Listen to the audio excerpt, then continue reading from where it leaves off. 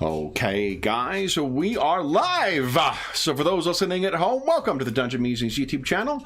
My name is Kevin Madison, and I'll be your friendly, what am I going to be? Your friendly Kingmaker today, because today we are carrying on with our ongoing campaign, playing Paizo Publishing's excellent Pathfinder 2nd edition, and we are playing through a modified version of their most recent version, the classic Kingmaker Adventure Path, or Mega Adventure. And with me tonight are the stars of the Kingmaker campaign. This is the phase of the campaign we're calling Into the Stolen Lands. I'll go the order I've got you guys on the screen here. Why don't you tell us who you are and who you're playing? First up, we've got Jamie. Hey everybody, I'm Jamie. I'm playing Brommel, a lizard folk thaumaturge sword scion. Very nice. Next up is James. All right, I'm James. I'm playing Vaz, the orc wannabe general. She's a fighter marshal. Nice. Next up is Jeffrey. Hey everybody, I'm Jeff, and I'm playing Trog. He is a goblin sorcerer pyromancer. Nice. And last, but certainly not least, is our resident armor smith, Dave. Hey everybody, I'm Dave, and I'm playing Shara Quickblade. She is a 2nd level human swashbuckler gunslinger. Very nice. Now, guys, it has been a while since we last played. What do you recall having happened last time? Let me try and bring you over to... I think this is our current functioning map here. Is this right? I think we are on the road again. Mm-hmm. And we were traveling. Was there like a terrible weather roll or something? Oh, yes, there was. Oh, yes, there was.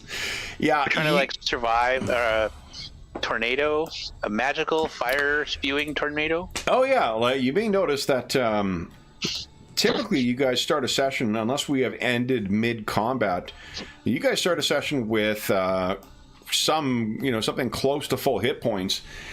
But there are a lot of injured parties right now, and that is because you guys got caught in a magical maelstrom and had a hell of a time trying to find cover for it. It took you hours to find a safe cave and then finally hide in it. I think Vaz is your navigator. Sense. Vaz, would you give us a D8 roll, please? Excuse me. D8 roll.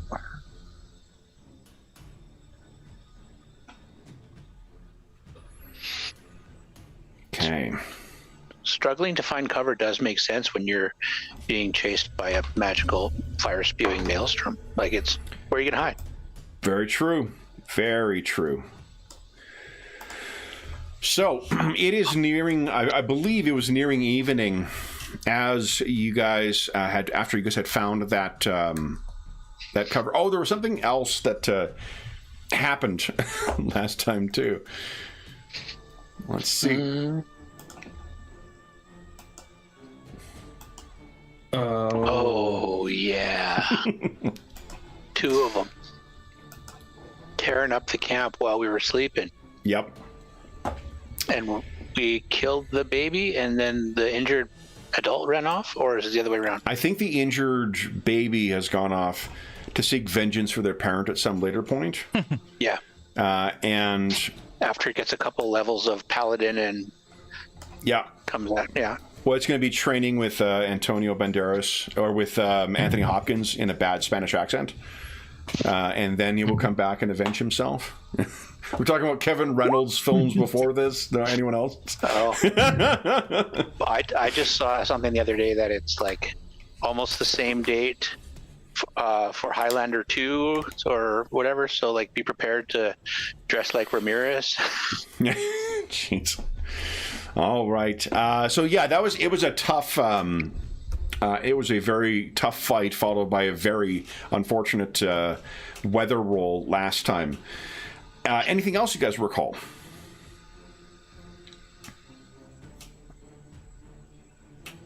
You guys are time-wise. It is the 23rd of Farast.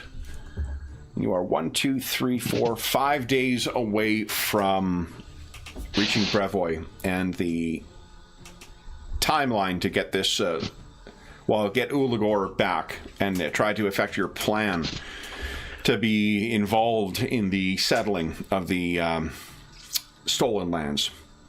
Which is part of the reason why we decided not to chase the injured owlbear to the lair and try and, loot their ill-begotten goods.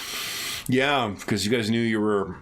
And then, unfortunately, the weather turned as it does. And, yeah, so you have 5 days of travel ahead of you if there are no further delays, but evening is falling tonight. Anything else that you remember from last time?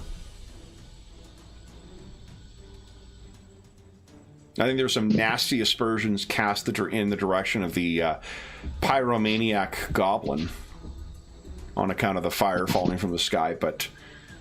Yeah, he doesn't have that much power over fire. Yeah. Now we've got no tent left, right? Nope, the owlbear destroyed the tent. So, I guess it's fortunate you did find cover here, though. So then, that has passed, and uncannily placid evening is settling in. Yay. Anything else you guys recall from last time? I think we had failed some medicine checks, if I remember correct. Trying to heal each other, and some people... Yes. There was some Hurting each other. bad yeah. medicine rolls. Shara, Just scroll up a little bit. Yeah, you'll see some. Baz rolled a 1, and then Shara rolled a 1 on medicine. Yeah. Yeah. It was an unfortunate... You know what I blame? I blame that fucking Christmas sweater that I wore last time. That thing, I had forgotten how hot that was, and I couldn't figure out why I was so dehydrated by the end of the session. It's because it doesn't breathe at all. So when I had that thing, I might as well have had a plastic bag around my chest and arms for the entire session. I was sweltering by the end of the fucking thing. I will get you the place where I got my Christmas sweater, and it's actually a knit sweater. Oh, okay. Made like a Christmas sweater, but it's not like, here's the fleece and we printed something on the front of it. Yeah, no, that'd be great. I would like to have a Christmas. I would like to have a Christmas sweater that would have D&D stuff on it. Just I don't really want to wear that thing again. That doesn't kill you while you're playing. It's really uncomfortable. It's like it fits the ugly criteria, but it is deeply uncomfortable. So it's a DC 22 con save. Really? For 4 hours. Once I drain, I keep little Gatorades in the house for when we have the pressure changes out here, because that helps with the migraines I get when I get them. I fucking downed 2 of them after the session because I was feeling so drained of electrolytes. Anyway, that's not to say that it was not only you guys who was suffering last time. I was suffering truly with you and for you. But tonight. I suppose you have found a place to camp for the evening. What are your thoughts here? Unfortunately, you are not Team Dark Vision tonight, because you have at least 2 of you who do not have it. So you can't travel tonight. Plus, I believe this kind of brings you to the end of your travel period. So if you push beyond, you'd have to be making saves against forced march. You were also going to need to figure out where the fuck you are, because you guys went off of the road, and you're going to have to find. I think Vaz, this is something you can look forward to tomorrow. Is trying to navigate your way back to the road.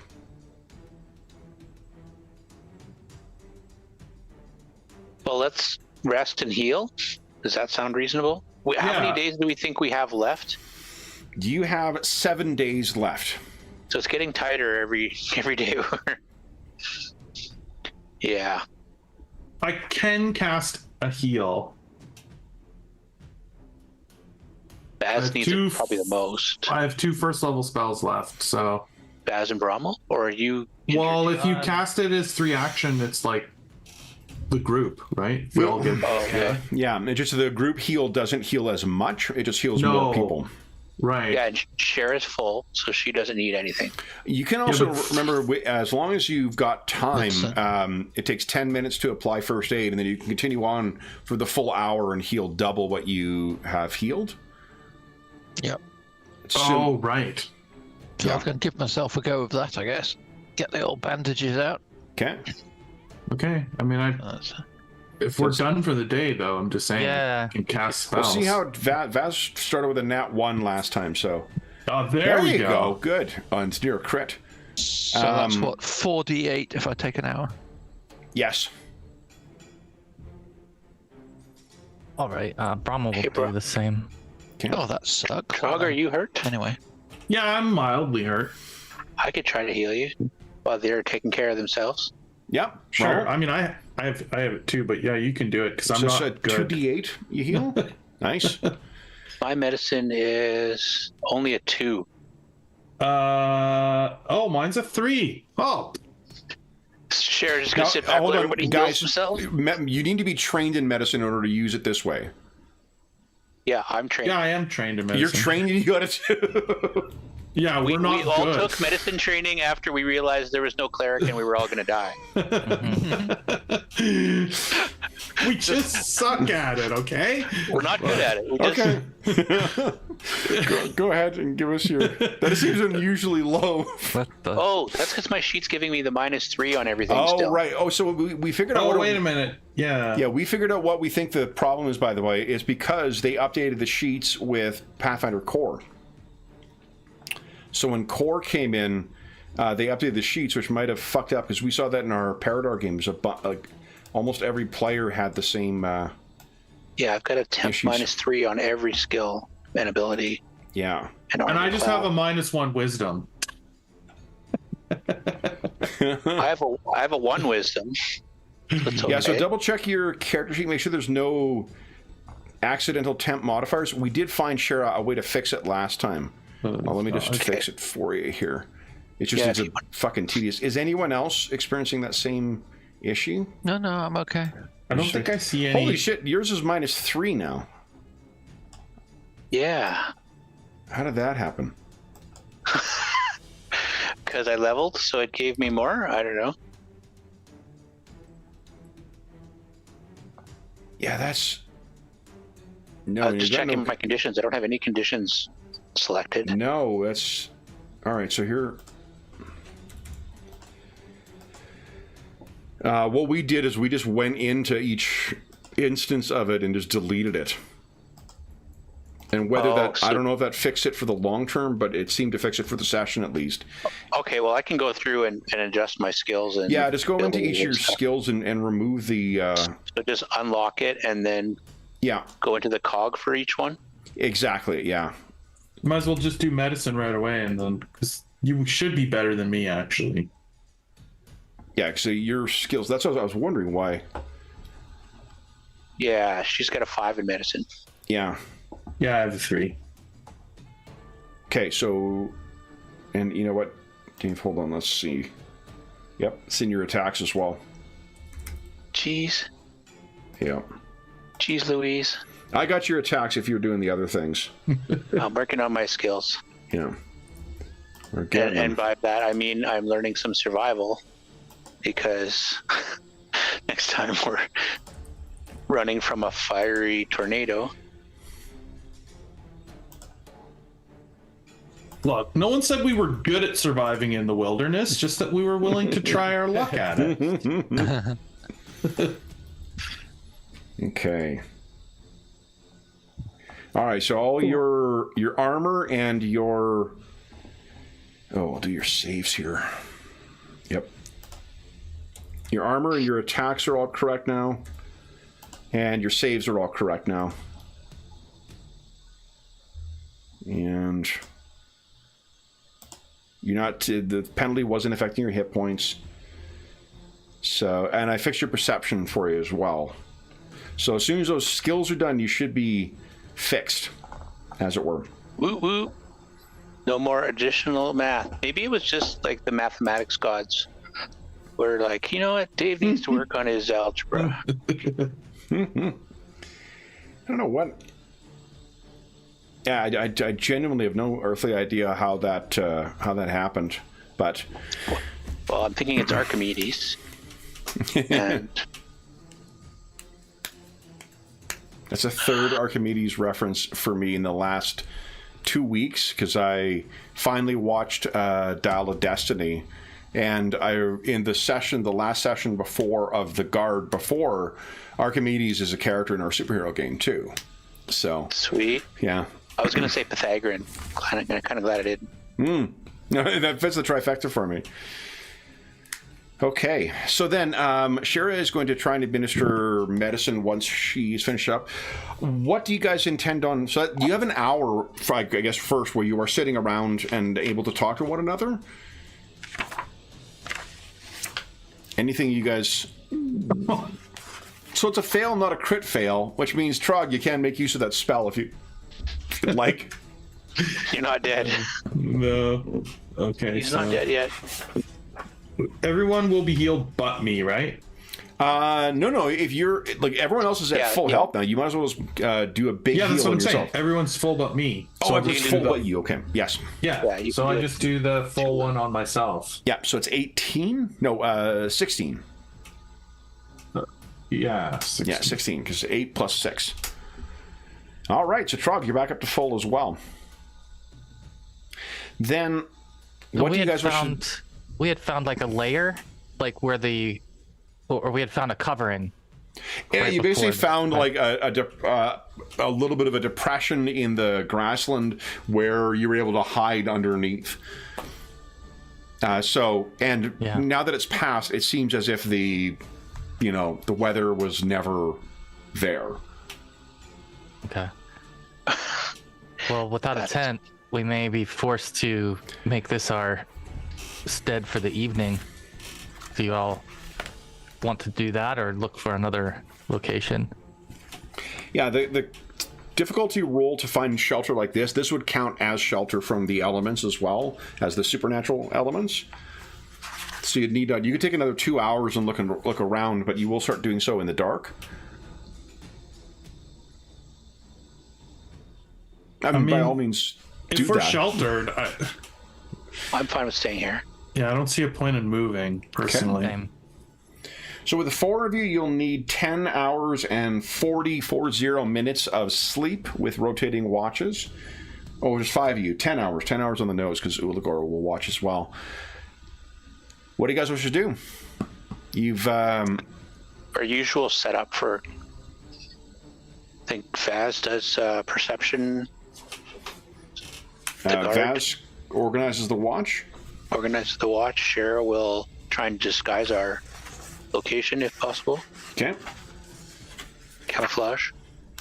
And then Trog, you giving us a story? Brommel's going to cook. Rommel. I could, yeah. How about a story about surviving harrowing fire? Yeah, so you're probably, just because of the time that you took an hour to do the treatment, it's probably going to be only one camp activity you could do tonight. Yeah, that's fair. So then it just means that the bonuses you get from telling a camp story are not doubled, because when you rest at the same time as you're listening, that's when it increases the bonuses. Right, but it still does give you the bonus, right? Oh yeah, still gives away. Everyone can hear you. Yeah. You're talking. Right. So the DC here will be a 12. Here we go. Oh, sorry, no, the DC is a 15. This one I'm good at. That'll jinx me with roll 20. No, Success. All right, so everyone gets a +1 to attack roll, saving throws, and skill checks during combat at the campsite. Okay. So what's the story you tell them about this time, Trog? I think it's a hopeful story about some goblins who, started out not very good at baking. It's a baking story.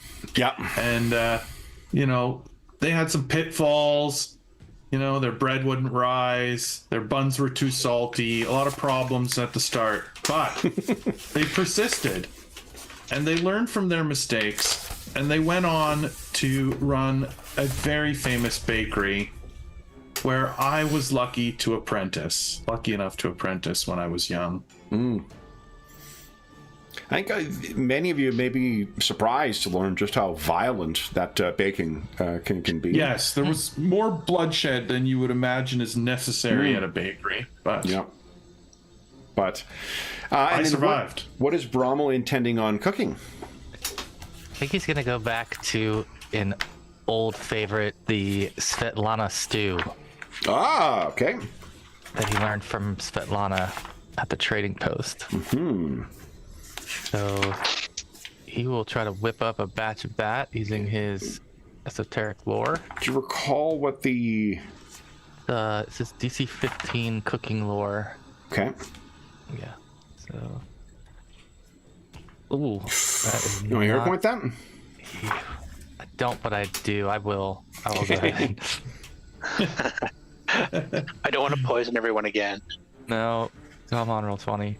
Oh, we were in bad shape last time. So this isn't combat, so All right. So yeah. 2 and a 6. Yeah. let me think here. I'm trying to remember what we used as the model for that. Is it a level 1 meal or is it a level 0 meal? This one was a level 1. For 1. I'll paste in what we Oh, okay. Yeah, great. had Thank done. you. Oh, great. Okay, so then it's not a crit fail, so it's just that it doesn't grant the other. It's not quite as good as how Svetlana made it. She had a roof over her head. I'm gonna go with that. But Yeah, that's excuses reasonable. flying. Let me check. Rommel, I didn't tell the story of too much salt in the buns for you to forget to put the salt into the stew. I may have overthought it after the story a little bit, Trug. Next time. Yes, next time a little bit of seasoning would be good. So you're able to complete your campground activity. Oh, we still need to do, roll for the camouflage and for keeping watch as well. Which guys, give us stealth and perception checks respectively, please.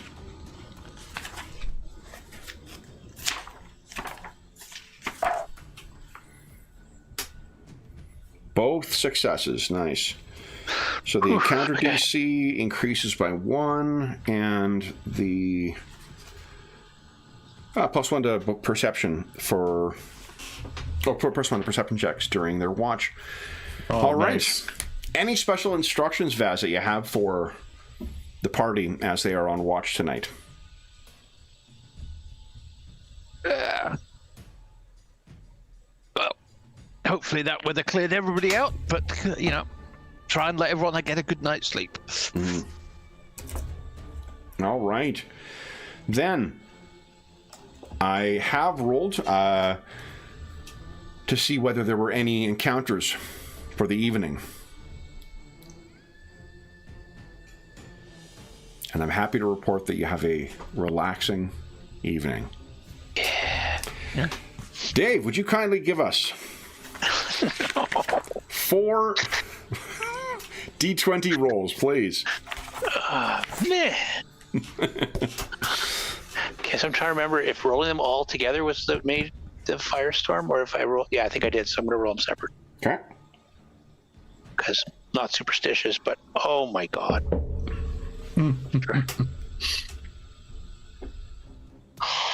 Oh, extremes are bad. Extremes are. Roll 20 Roll like them together next time.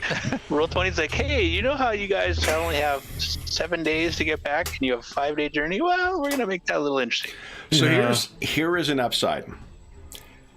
The way that you or the weather events are portrayed in this is as flat checks, just like random encounter checks are, which means they only occur on high numbers.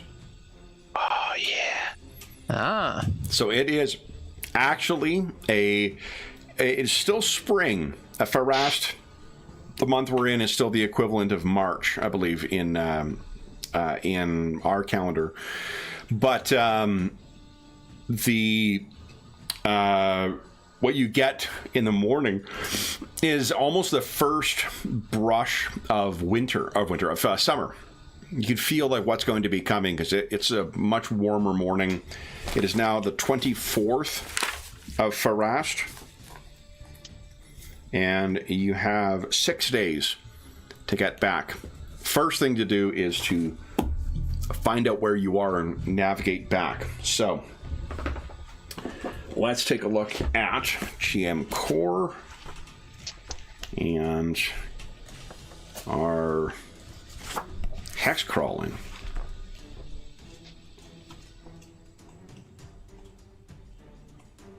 Is anyone else trained in survival other than Vaz? Remy? I am. Again, I'm not good at it.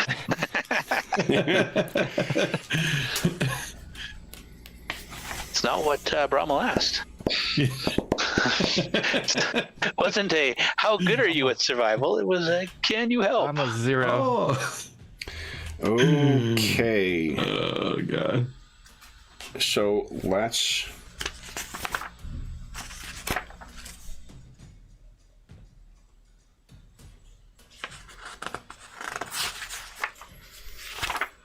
I need a Can quieter help. keyboard. Let me hear him scrubbing. Or hinder, as needed. Yeah, and it is a reaction, so you could wait and see what happens. Although I think you would have to determine whether you are helping him out or whether you're doing something different during the trip. Let's see here. Here we go.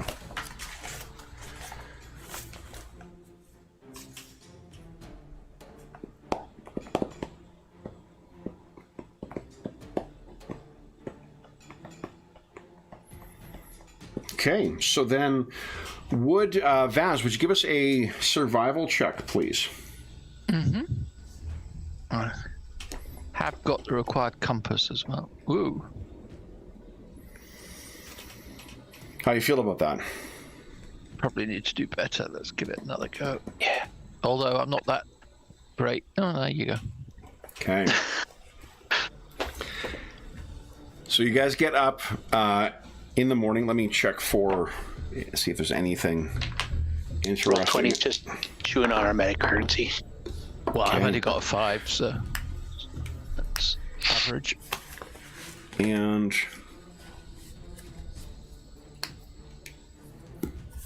yeah, you guys are setting out in the midst of the... There we go.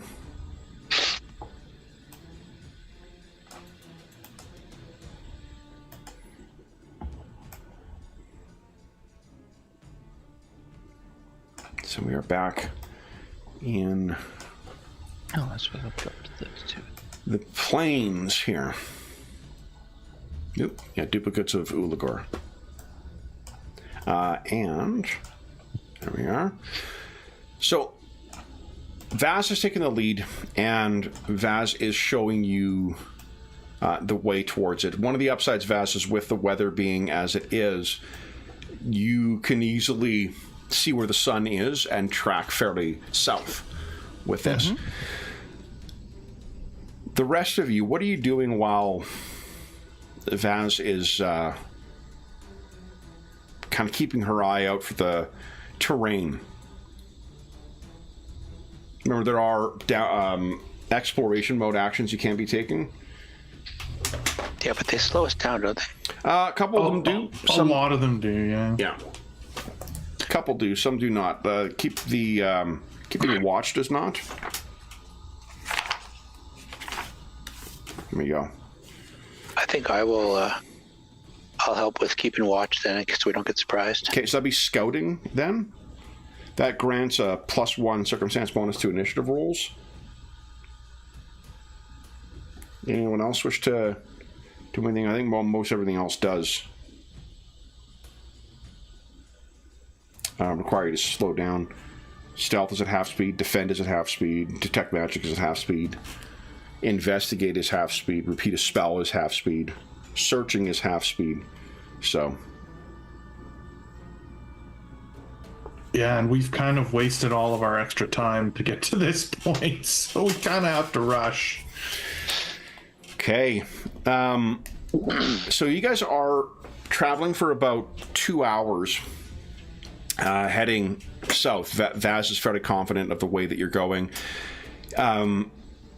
It's not uncomfortably hot, but because of the rain that's fallen the last couple of days, the fire seems to have made one of the things. You remember what you were passing through when you were racing up here, like a fiery hellscape, Pompeii in minuscule, and yet there's no sign of it whatsoever. You're passing through a field as verdant and as seemingly endless of living, blowing grass as what you have been, though these last few weeks that you've been out in the region.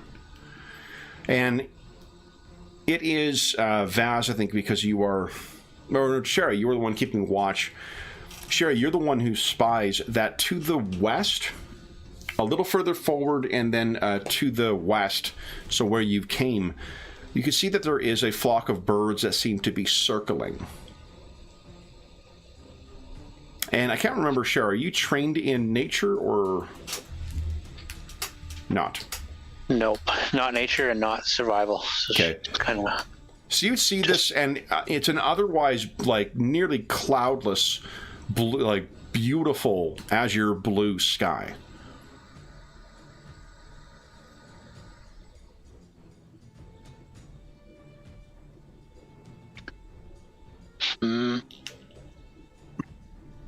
You're the first one to notice this. If you say nothing, we'll just see if anyone else notices while they're passing. But Oh yeah, I guess she'll have to because she's probably not with them, right? She's like circling around or a little ahead or something, maybe. you're just keeping a close watch for what's kind of happening around. Vaz is, Paying more attention to trails and yeah, signs. more focused well, I on- think she'll be like, Brommel, Trog, look at that.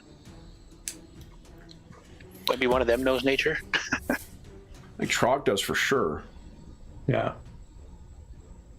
I do. Any idea what that is? Not sure. Take a look. Okay, you can give us a nature check if you like. Everyone also gets a hero point. Oh, Hero point.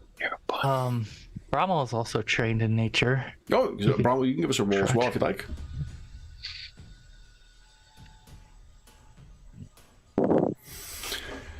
So, I mean, the Trog, you know that when birds are circling over an area like that, there's sort of only one thing. It likely means that something they're preying on a carcass or whatnot. And Brommel, what you can see, though, is it's not. There are definitely birds that circle over carrion. That's not what's here. This is more of it. Like you can see in the illustration here, like there's a lot of wetlands that are around here as well. So there are waterfowl, and what's circling overhead are like ducks of some kind, or like grouse. Grouse, I don't think are waterfowl, but let's say ducks, because I can't think of another waterfowl. A heron, I guess. Geese. Well, it won't be geese because they're pretty fucking big. And guys, if you thought owl bears were bad, I don't want you to imagine what the Canadian geese stats are like in this game. So, Loons? loons, yeah, Owl? loons would also. So, but yeah, it seems to be. Trog is like, oh, so there must be some, carrion over there. And Brom, when you see it, you're like, well, no, it's waterfowl that are circling, and they're not typically known to do that.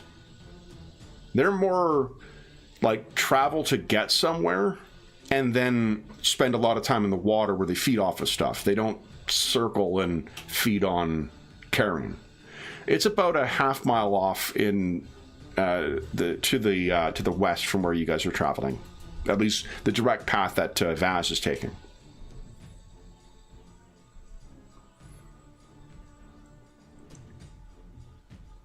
So Should we tell Vaz? Yes, we should. I think tell Vaz we're heading Vaz in that direction. You can hear them quite clearly. You think we should tell Vaz what this was? What are you talking about?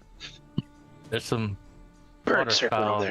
seem to be disturbed by something's presence. Do you And intend to shall we keep- work our way around it, or? could be hunters. It's definitely not in your path. Yeah. So, do we want to take time out for this? Being a bit short on time and all. We should stick to our path. I think if your direction sense is telling you to go a different direction, we'd be fine with going around. It's more a case of if we're heading in that direction. No, it's actually the opposite. Remember, it's to the west of where you guys are, and it's away from the path that Vaz is taking you along. Not a matter of going around it. It's a matter of you would have to go out of your way to get to it if you chose to. Right. Yeah.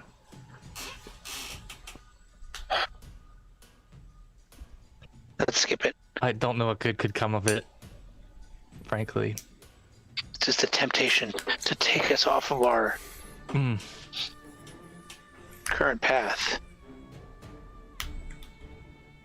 Let's That's stay not- the course. Yeah, that's not metagaming. That's more like Oh yeah, thinking that, like, there's so many things to do. Shiny. absolutely. You've learned that there are any number of unusual things here. I don't take that as metagaming at all. Well, and Trahog is easily distracted, so So Are you sure it's not Cheryl. carrion? I don't know. yeah. Then if you guys wish to just ignore it, you will see them continue to circle for as long as they're in sight. And it is about 3 hours of travel total since you left in the morning when you reach the road once again. And then you're able to begin continue your path down. And let me bring you back to this. The rest of the day's travel is uneventful. Yes. And you guys are actually able to reach the oh boy, sorry, I forget the name of the river. It's not the Churnet, because that's in Herronshire. That's also on another planet, on another plane.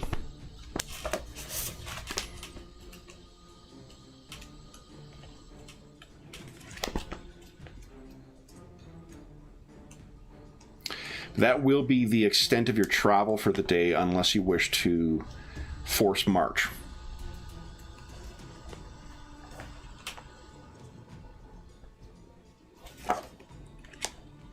I think we'll avoid. Is that the Shrike River? Oh, the Shrike River. Yes, Shrike that's River? it. Yeah, Okay. yeah. Thank you. And I think we could camp as per our normal, right? Unless anyone feels like pushing. I mean, I'm not going to volunteer to force march. No, I don't. You still have a small extra time or buffer or whatever we want to call it. So I don't think we're forced to yet. Mm-hmm. We can force march when we're actually forced to march. Okay. Yeah, No. agreed. So let's settle down there. All right. So then it will be, because you're trying to find not only just a campsite, but also a place with cover. It's going to be a little bit more challenging. So it'll be 2 hours for Vaz to give us a DC 17 survival check. Oh, well, that shouldn't be difficult. Good thing I got a hero point. Oh! Ew. Oh my You got any hero point, Ben? Yep. So that's Okay. hero point that. There Hey! you go. Nice. Top Great place. trash Then- talking roll 20. What do you guys wish to do for your camp activities? Because you've ended the day fairly early, you'll have 2 camp activities each. Do we want to rest while Trog tells a story? Yeah. Yeah, that's how you get the better benefit, right? Yeah. Okay. So why don't you give us a relaxing campfire story there, Trog? This one is about the treasure that was signaled to a bunch of travelers by a group of flocking birds flying in a circle over it, but their prudence had them. Yeah. Performance. There it is. Oh, it's a bad story. You want We to hear all one see then? right through this. Yeah. We see through it. This. No, Thinly veiled I'm gonna re-roll it. Then you won't. see Thinly right veiled through it. attempt to make us feel guilty. My mother Oh, used to it's barely better. So it seems as if there's very little to learn from Trog's, Trog's other than maybe lesson. that Trog's bitter about us not exploring that bird thing. If he focused more on the riches that were gained by that wise person who followed and not the colossally stupid and ignorant and smelly companions who didn't want to go and find the treasure, maybe you guys would have drawn more benefit from it, but as it stands, he did not. So then there is no penalty either, though, from it, so it's just that you don't get an extra benefit from it. What would the rest of you like to do for your second campfire or campground thing? Is it the standard? Yep. Yeah. Yeah. I think Brahma will try to. He's stubbornly going to try to make a better version of the stew tonight. Okay. Nice. Oh, that's Shara. Sorry. All right. So Shara, yeah. The campsite is that's close. That's like not kicking or spitting distance of crit. Nice. Woo. You've actually improved on the recipe, I believe. Might be Nice. a critical success. Yeah, I think it's a critical Yeah. success. +1 against any effect that causes disease or sickening for 24 hours. Wow. This is a hearty meal. Yeah. He definitely took it was to the salt. to heart. And another successful, so everyone's got +1 to the initiative. Trog, what do you want to do with your free? Because Brommel is chewing through. Yeah, I was it gonna was say maybe I need to 8 go. ingredients last time, 8 ingredients this time, +4 meals. Yeah, maybe I should go look for some. I don't know, more food. Yeah, what's the larder looking like right now? How are you guys doing for supplies? See, I'm checking. So it was 8 per. Is that what it 8 was? per, yeah, so it'd be 16 you've used And up. there were basics, 16 total for. Yeah, 16 basic and then 4 rations as well. 8 rations. Oh, I never knew that Svetlana's stew was haggis. We're doing pretty good still on the basic ingredients. I mean, we have 55 basic ingredients still, but it never hurts to be stocked up. Not at 8 to 10, per day. So Trog, would you like to give us a survival check? Yeah. Here we go. Better than my story? Come on. No. Same terribleness. I do not like this river location. You still managed to find 15 basic ingredients. Oh, It's just okay, you don't well, find any special ingredients. Oh, Okay, so that's not terrible. It's not wasted time, at least. Yeah. All right, and then so with the success from stealth, I have my encounter checks. Let's see.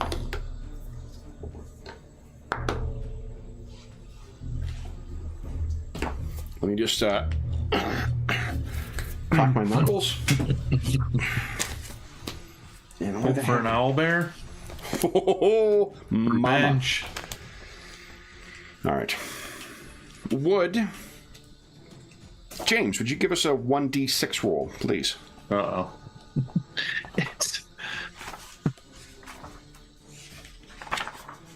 Okay. Is it finally not Trog's turn? Yeah. Shara was on watch when the owlbears attacked. Okay, good. Yeah. That's right, Shara.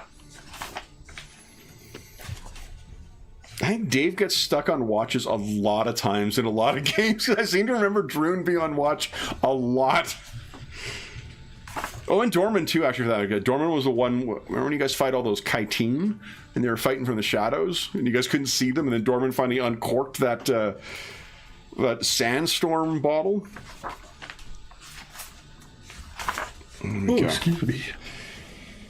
Okay. Must be Friday. I'm tired. Yeah, really. Really.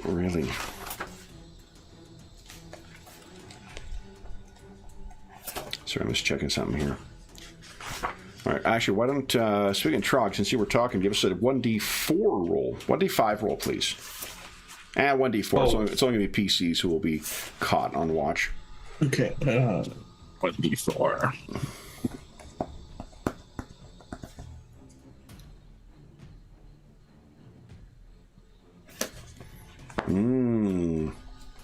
Wait, was that a 2? That's a 2, yeah. All right. So then it is Shara, would you give us a D10, please?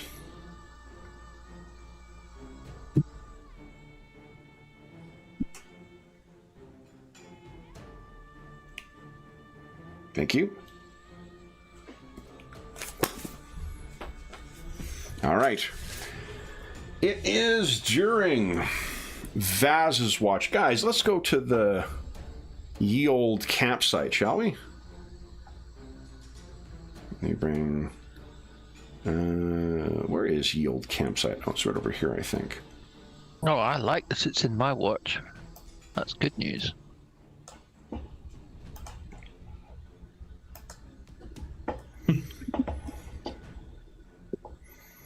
All right. So let's see here. Jowinius is not here, but everyone else is. Oh, where's Remy? Isn't Remy? John was here last time, wasn't he? Mm-hmm. I think so, yeah. I thought so. Remy on the map here, or I don't see him.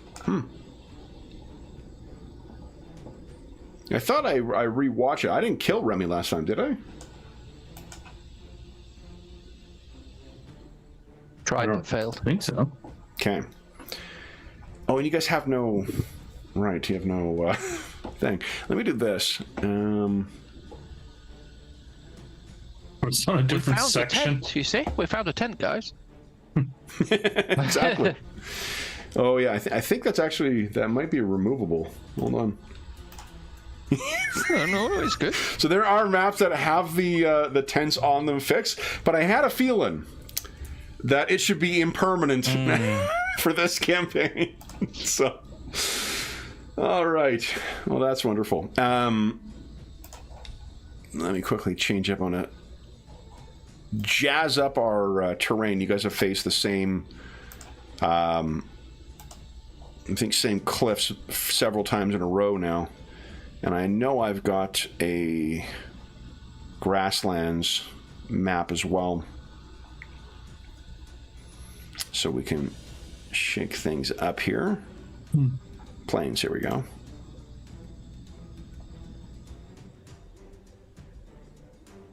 Yeah, this will be fun. Nope, I just killed you guys. I dropped an entire brick of terrain on you. I am very sorry. But I hope you've enjoyed, trying to be kings. Our next campaign will be playing Rollmaster, and let's see. And let's do this.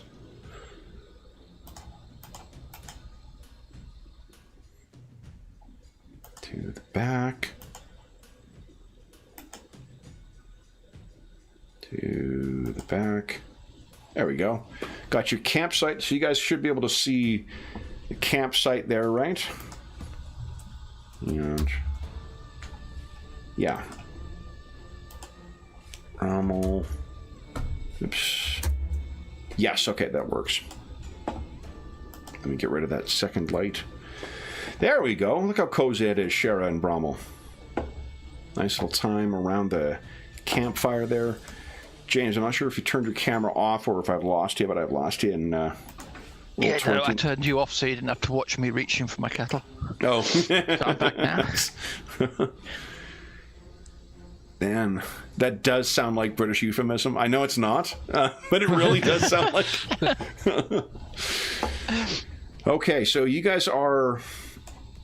the bedrolls were not destroyed in that last thing, so you do have those at least. And Vaz, as you are sitting out under the stars, what is going through your mind, and how are you going about keeping watch as the hot evening? I think I would be sitting up on a rock over here. Okay. Because I would want, with my night vision, I want to be out of away from the fire a bit. Yeah. Not get dazzled by it. Yeah. And I think I'll have my bow on my lap and my glaive by my side, and I'll be peeking around thinking about, it's nice being out. It's been a good journey, but I'll be quite glad to be back in the city for once. Yeah. Any thoughts as to what improvements you will be making to your sort of traveling stratagem? Travel less in the stolen lands. We need a new tent. Oh, it is. Hold on. This OBS just sleeping dropped. Sleeping outside sucks. All right, and we're back. OBS dropped us for a moment, and we're back. Sleeping outside sucks, you said? Yep. That is understandable. Plays havoc with your armor. Mm-hmm. Okay, I'm just trying to find something here.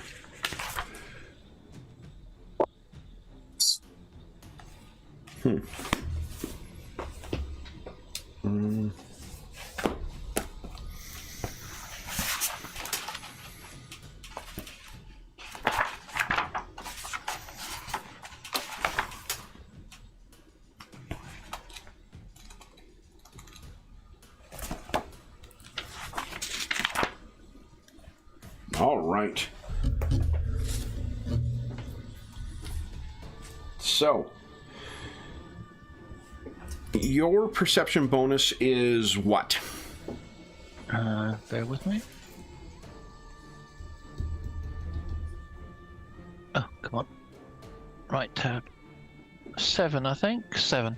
7, okay. Let me see something here. Okay.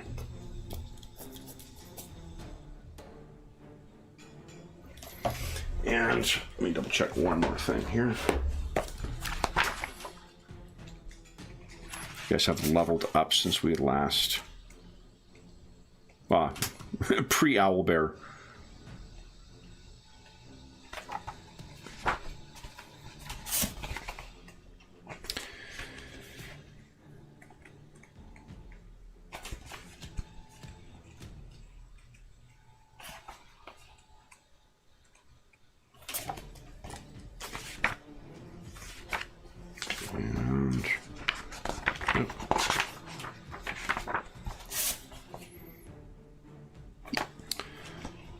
Come on. Sorry, guys. Still trying to commit to memory where things are in core in relation to, as opposed to the Game Mastery Guide or the core book.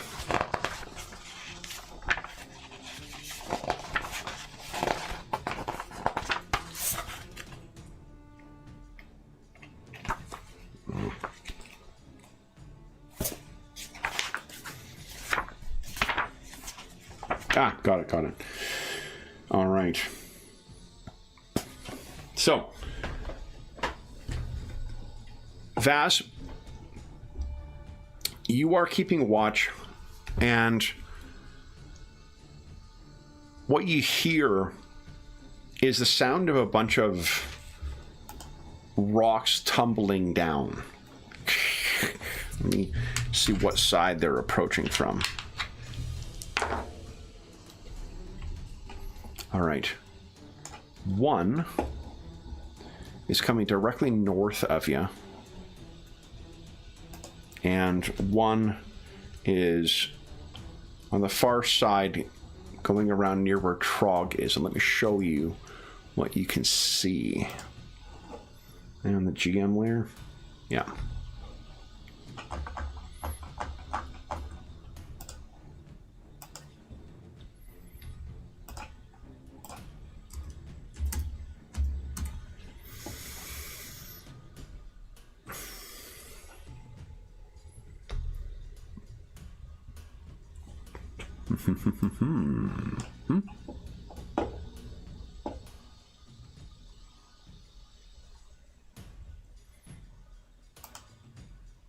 All right.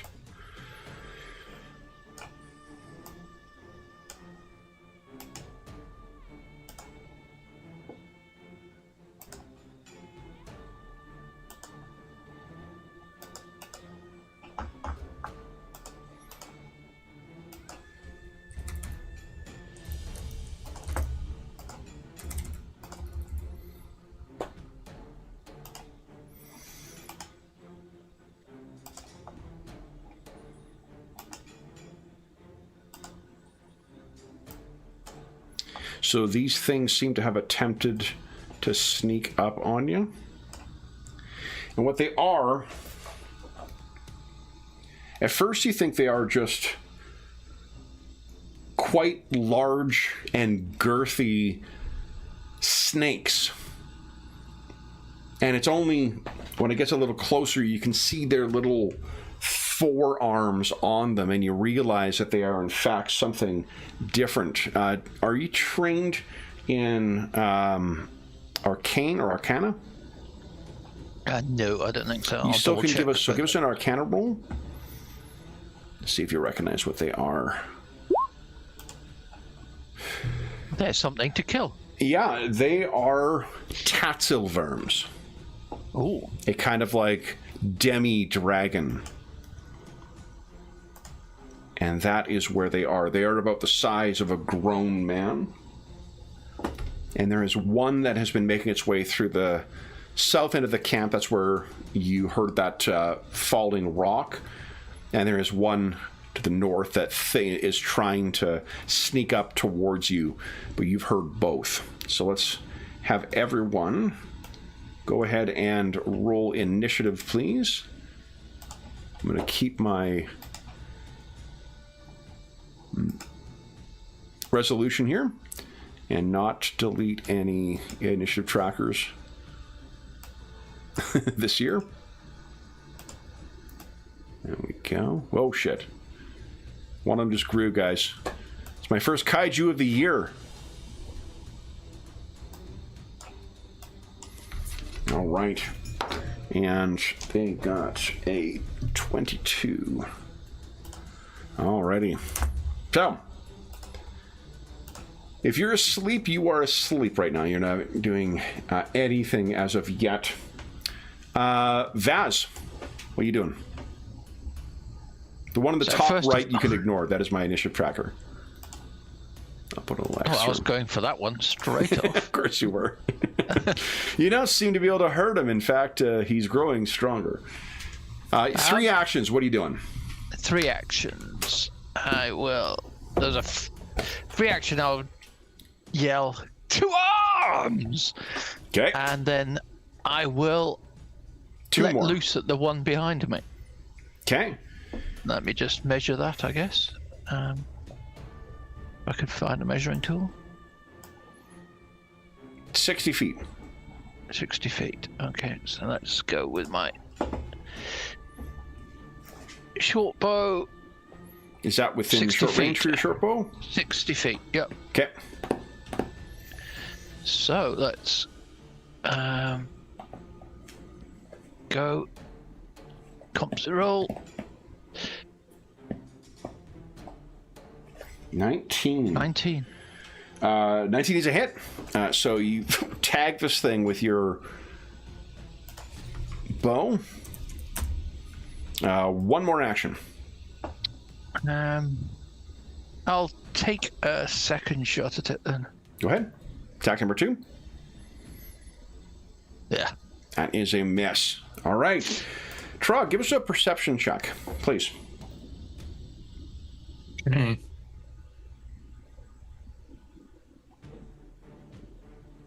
Nat 20. You're awake, and you've already got something in your hand. So 3 actions. What are you doing? I'm gonna get to my feet Okay, 2 more actions. What are you doing? and casting a spell. Okay, what spell are you casting? I'm gonna cast... Now, you don't know where these things are. They are trying to Oh, I hide. don't see them. Yeah, they were just okay. unsuccessful against Vaz. Okay, I'll. You could spend an action to seek. See what... Yeah, why don't I do that? You know what? You got the nat 20. Let's give you that you know where at least the one to the south is. It hissed when The Vaz one shot it. coming right at me. Yeah, yeah. Okay, Plus then arrows whizzing over your head. I will throw some fire at it. Go right ahead. That is a hit, not a crit. Nice. So 7. All right. Nice. Then it is the Verm's turn.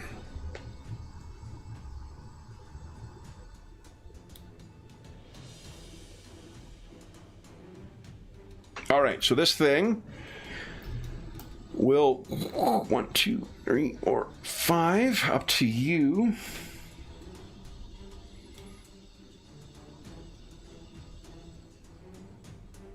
And then it will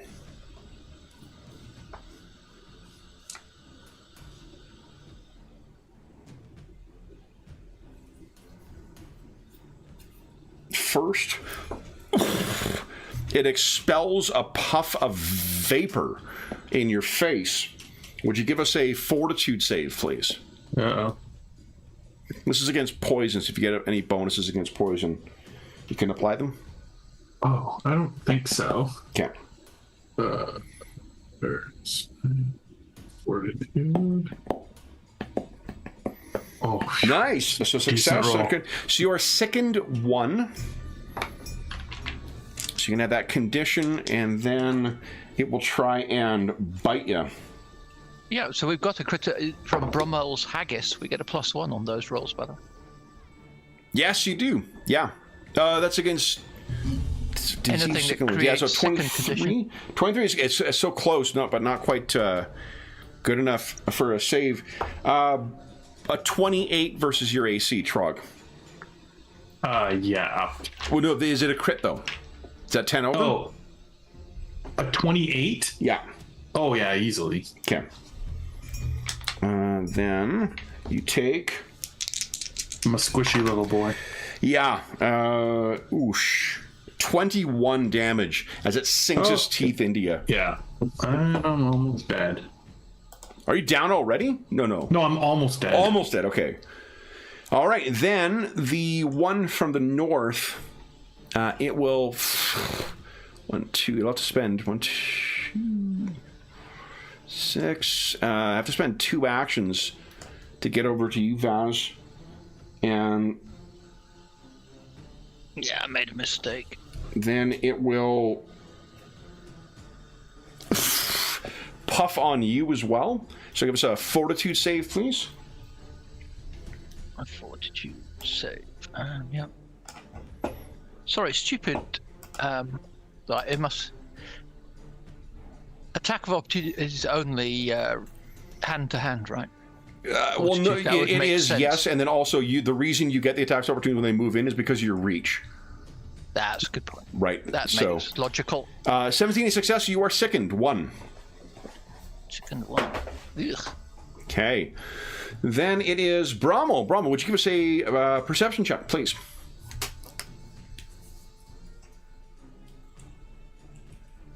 Oh, and everyone gets a hero point as well. Yep, you're awake, Brommel. 3 actions. What would you like to do? Vaz wasted her action bellowing at you guys, so that's enough to wake you up.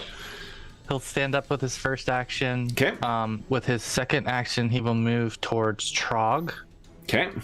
And with his third action, he will do battle medicine on Trog. Okay. So go ahead and give us a medicine check, please. Good use of battle medicine. Come on, big money. Goodness gracious. All right. I'm going to spend that hero point I just picked up on the way over here. I think this is the way we're going to elbow him in the temple. Yeah. Making it worse. Like, is this hurt? Give him Indian burn. Ah, fuck. What You wanted salt on the stew. Here's a little salt in the wind. Go ahead and give us a 2d8 roll then. Okay. 7 hit points back there, Trog. And Shara, would you give us a perception check, please?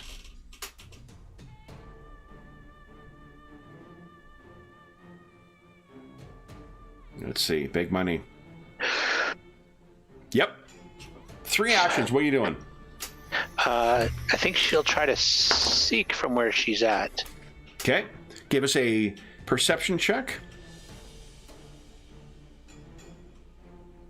New one? Yeah, because you could always roll in that one. Okay. Not 20, baby. Look at that. All right, so you know precisely where the two are. You can see that there. You've just witnessed the aftermath of the puff of venom that both of these Tatzelworms have sprayed into your fellows' faces. I think she will. So the first perception check was just to figure out if she wakes. See if you're awake. Yeah. Okay, so that's a spot. So I still have 2 left. 2 more actions. Yeah. Okay, so she's going to load her pistol. Okay. And she's laying on the ground, and she's going to shoot like Bruce Willis from the luggage rack. You got it. Which one are you targeting? The one on Trog or the one on Vaz? The one on Vaz. Go right ahead. Pew. Go. Big money. You want to hero point that? Yep. Right ahead. All this work. Man. Yes. And that is, that's darn close to a crit, too. Does a +1 help? +1 does not help, no. Okay, just checking. You would need +2. Are you missing a +1? Well, no, didn't we get a +1 if we're... No. Saving throws effects. Oh, it's just saving throws against just these. saving throws and Trog. You would have if Trog had successfully told the story, but that's what it is. I mean, usually we get a bonus if we're in combat. Yeah, but Yeah. Trog was very focused on those ducks. What were those ducks up to? All right, so that is it for you, Vaz. Your turn. What are you doing? I am dropping my bow, which Okay. I should have done earlier. Picking up my glaive, so that's my first action is just to pick up the glaive. Yeah, 2 more Then actions. I'll do an exacting strike. Go right ahead. There we go. Here we go. That's the one.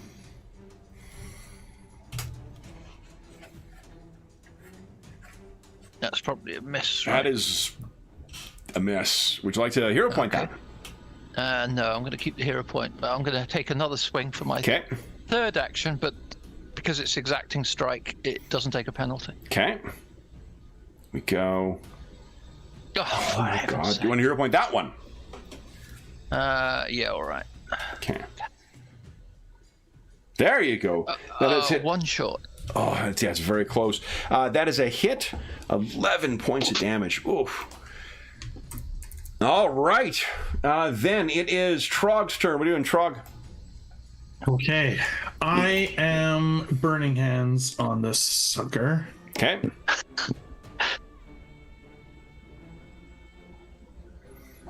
All right.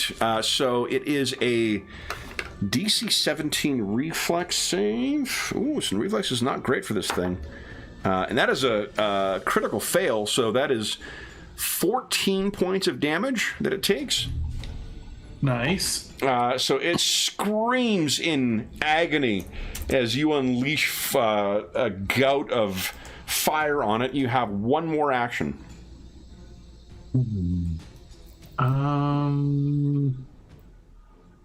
Yeah. think I'm going to move around. It's dangerous, but I'm going to give Brommel the opportunity to possibly flank this thing. Okay. Nice. It is the Tatzelworm's turn. Did not like your fiery thing. It's going to try and bite you, Trog, first. A 21 is a hit. Oh, yeah, it is. Trog, that is 9 points of damage. And then it bites again. That is a 19. Oh, yeah, still a hit. Okay. That is, well, I should say not to put you down. 11 points of damage. And then it is going to goof. In its coiling body, it's going to grapple. No, it fails. It's going to try and grapple Trog. So it's trying to grab his body so he can carry it with him. The one facing you, Vaz, belches another puff of smoke or of poison at you. Would you give us... so you wouldn't be sickened anymore, but now you're going to have to make another fortitude save. All right, so I can get rid of my second. Okay, let's do that first. Yes, success. So you are sickened once again. Sickened 1. And then it tries to bite you again. That's not going to hit. And then its final bite. Oh, actually, it'll do its claw instead. It's a better chance of hitting. Both miss. Then it is Brommel's turn. What are you doing, Brommel? Can Brommel occupy a space of a fallen party member? You can, yeah. Okay. Then he is first going to pull his Aldori dueling sword out with his first action, and then he will do a mirror's reflection of himself. Okay. And put his copy into Trog's space. Yeah. And then he will attack with flanking against the creature. Go right ahead. It's flat-footed against you. I believe this is the first... you want to hero point that? I do. Yeah. Let me spin that. It's the first camping attack where Brommel's not down first. So, progress. And 5 points of damage, and he strikes the killing blow on the first Tatzelworm. Then it is... and then you're choosing to be in Trog's space, right?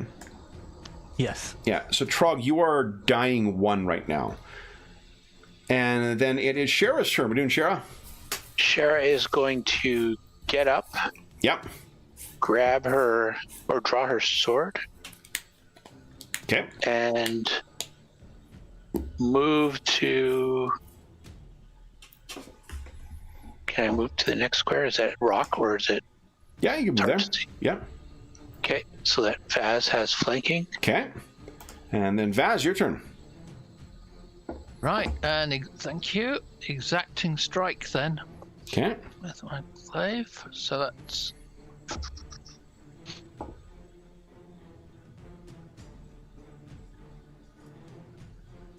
you want to hero point that?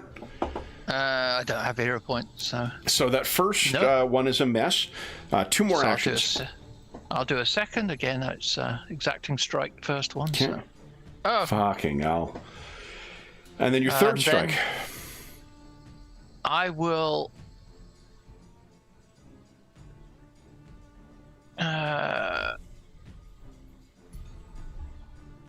I'll do an intimidate. Just scream at it. Okay.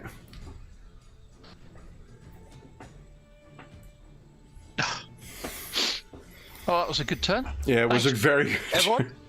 Trog? Actually, Trog will be... No, you're in this position. Yeah, you're right for the Tatzelworm. Trog, give us a flat D20 roll. There we go.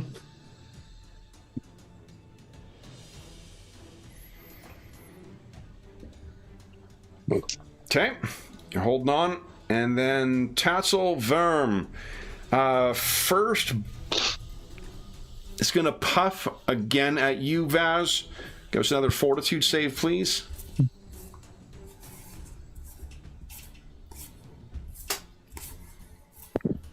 Keep squirting this poison in your face. It's a success.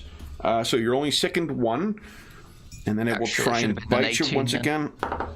That's a 28. That's a hit, but not a crit. Hit, not a crit. Awesome. Okay. So you take 8 points of damage, Vaz. And then it will... yeah,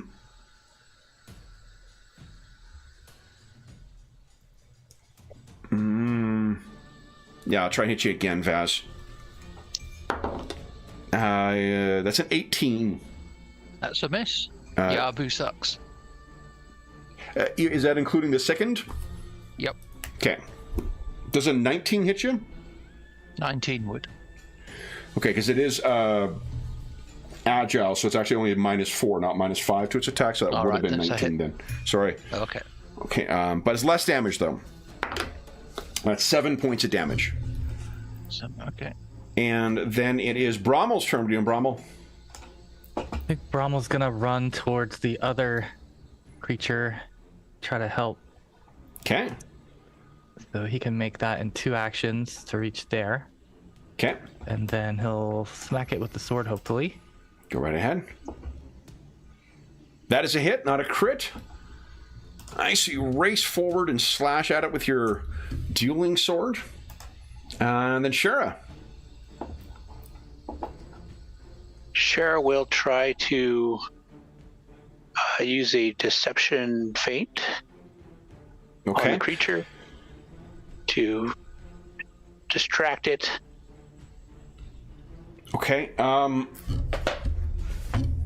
just gonna check one thing. I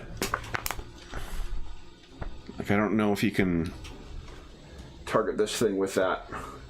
Oh, that's fine. Yeah. Well, I mean, even if she doesn't know, she would have tried it anyways. Oh, for sure. Yeah. I'm just gonna double check here. I could feint or create a diversion. Yeah. Well, let me see here. I could be over thinking this. So feint.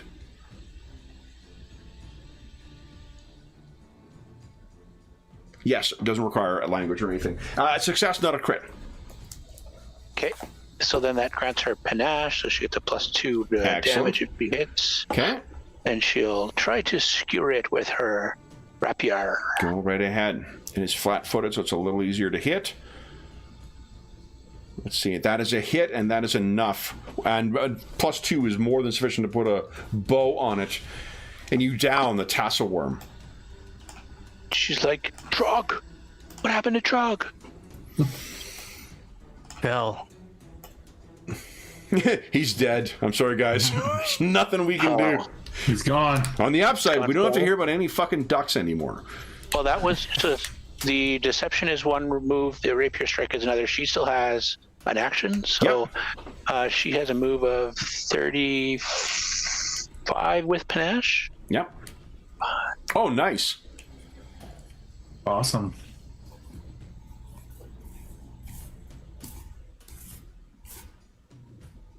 Okay. Vaz, what are you doing?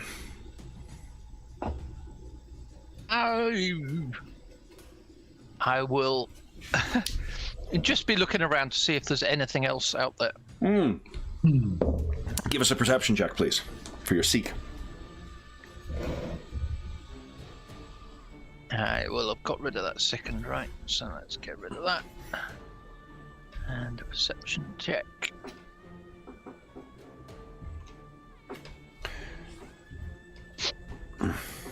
Okay. As far as you can tell, nothing is out there. No.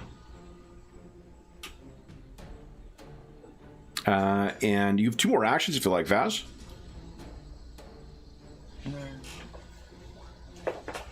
I think that's it. Okay.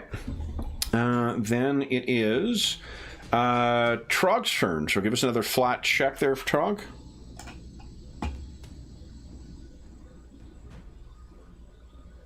Yeah. Still hanging on. There are more ducks to talk about. Brommel, what are you doing? So he'll head back to Trog, and he'd like to pick up Trog for now, and he intends to move him next turn. Okay. And Shara. She doesn't know what Bromwell's doing, but she'll go to Trog and try to bind his wounds or something. Yeah, you have to try and stabilize. I don't think he did receive battle medicine already, so you can't try Can't do battle medicine, but can I at least keep him from bleeding out? Yeah, that's what I'm just gonna check. All right. Yeah, administer first aid is a DC of 16. Oh, sorry, no, it's 5 plus the thing, so it's 6. 6. Yeah, so you stabilize him. All right. That's good. I was a little worried with that 11. I'm like, that's not very high. Yeah. Ready to spend my point right away. Hey, buddy. Okay. All right. So with that, Vaz, you check for another minute or so, and as far as you can tell, there is nothing else lurking out there. I don't. Okay. Seems that was all of them. How is Trog then? He's not bleeding anymore. Bull. Does anybody have a potion? Unfortunately. I don't. I think so. Well, he'll have to just wait until we can administer more healing to him. He is unconscious for, let's see here. It would be like an hour until you can do medicine on him again. It'd be an hour until you, I'm trying to remember how much you need before you wake up.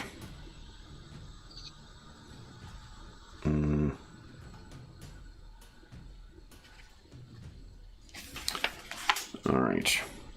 Unconscious, here we go. I want to say 10 minutes, but... If only he had Calidor's ring of generation. 10 minutes. So it's about 10 minutes later, as you guys are checking around, that you realize during that 10 minutes, someone could administer first aid to Vaz if they choose to. I think Cher is just staying by Trog's side. Okay. Anyone who She's gives like, us... I'll watch over him. And what Vaz can tell you is that these Tatsilver seem to live by the Shrike, by the river. Yeah, great. So 2d8 back there, Vaz. These things like to lurk by the river, so it's perhaps not surprising they came up in search of prey. And one unconstrained by a 10. Nice roll. By a tent or anything like that would be easy prey. Yep. Fortunately, Vaz did hear both of them before they came in and was able to alert everybody. So, Yay. good preparation, good watch as well. Didn't help that I rolled 4 on my stealth. So, Stepped on a branch. yeah, exactly. So then, what do you guys wish to do next? Guess So, I'll 10 minutes when Trog, what's it like when you wake up? He's probably swearing. Yeah. Oh, shit. And I think Hell were those things? Cher is like, just don't even say anything. Just let him get his swearing out. Then he probably immediately heals himself. that spell you had left over?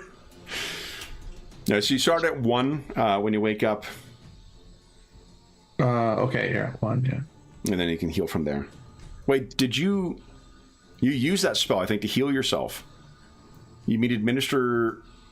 Yeah, you're going to have to wait another 50 minutes before you can start administering health Yeah, again. but wasn't that the previous night? No. So, but you haven't finished your rest yet. You don't get your spell slots back until you complete your rest. No, but we had them. That was the previous night. Like, oh, that yeah, was- right. Yeah, you did like do we one rested, rest. Yeah, like- no, you're absolutely Yeah, right. Yeah, you're Got a whole absolutely day right. of walking. Yeah. Right. Yeah. I forgot I didn't try and kill you last night. Huh. No, it was an eventful night. Yeah. It's unusual. Okay. Right, so yeah, I've only used 1 first level spell so far. Yeah, that's correct. Viewers at home were like, what's Kev doing? Is he letting up on the gas pedal? Oh, look at this roll again. Nice. 16 points back. That's Brilliant. fantastic.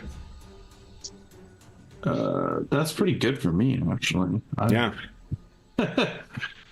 All right. So then, what if anything, do you guys wish to do? Or you just... Vaz is fairly confident there's nothing else that's out there. Sleep, I guess? Do you want me to do some more healing on you after 50 minutes before you go back to bed? I mean, you could. You know, try not to kill you. Okay. Sure.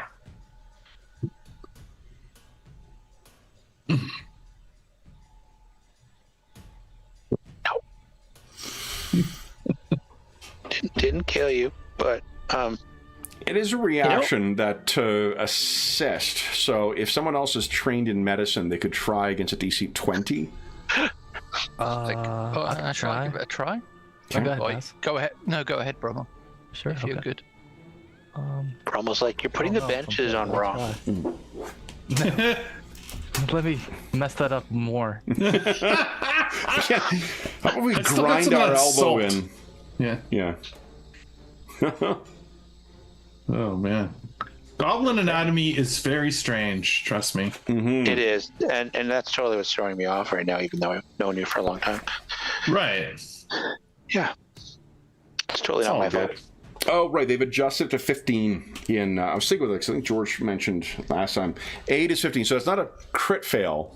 Do you want to spend a hero point on that, Brommel? I'm We have none out. left. Never mind. Yeah. Rubbing I it in. can spend a hero point. I have 2 hero points. I'm sitting on 1, so I'm gonna spend 1. Yeah, try, sure. Yeah, go right in.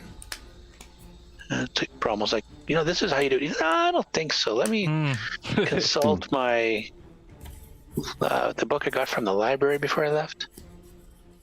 No. Turns out you may be reading that book upside down. It's not written. It's not written in any language that I know. So that's part of the So, reason. Krog, maybe a good night's sleep is what's... Yeah. In order I here- think it's... Yeah. You could cast another spell on yourself if you'd like before bed. Get the Good. spell in the morning. You guys needed 10 hours of sleep. Let's see how far into the evening it is. It's only 2 hours in. We get them back in the morning. Trog will, yeah. Yeah, you get, what, 2? What do you get back? Your level? Sorry, hit points? Yeah. Yeah, it's your level, I believe. Yeah, but you'll get spells back in the morning.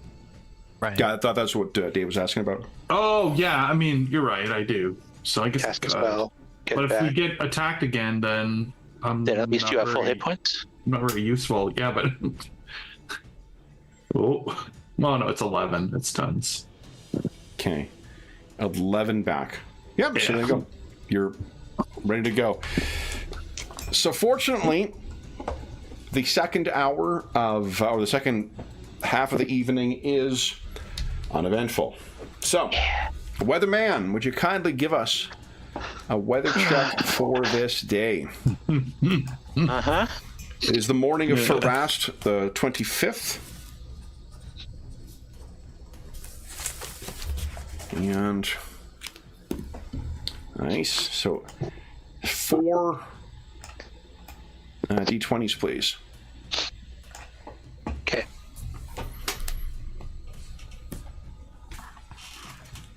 Rolling the dice, it says. Okay. Then I can tell you there is no precipitation today. It is a moderate or a continued warm day once again. And heck, there we go. Weather. It's a great day to travel on the road.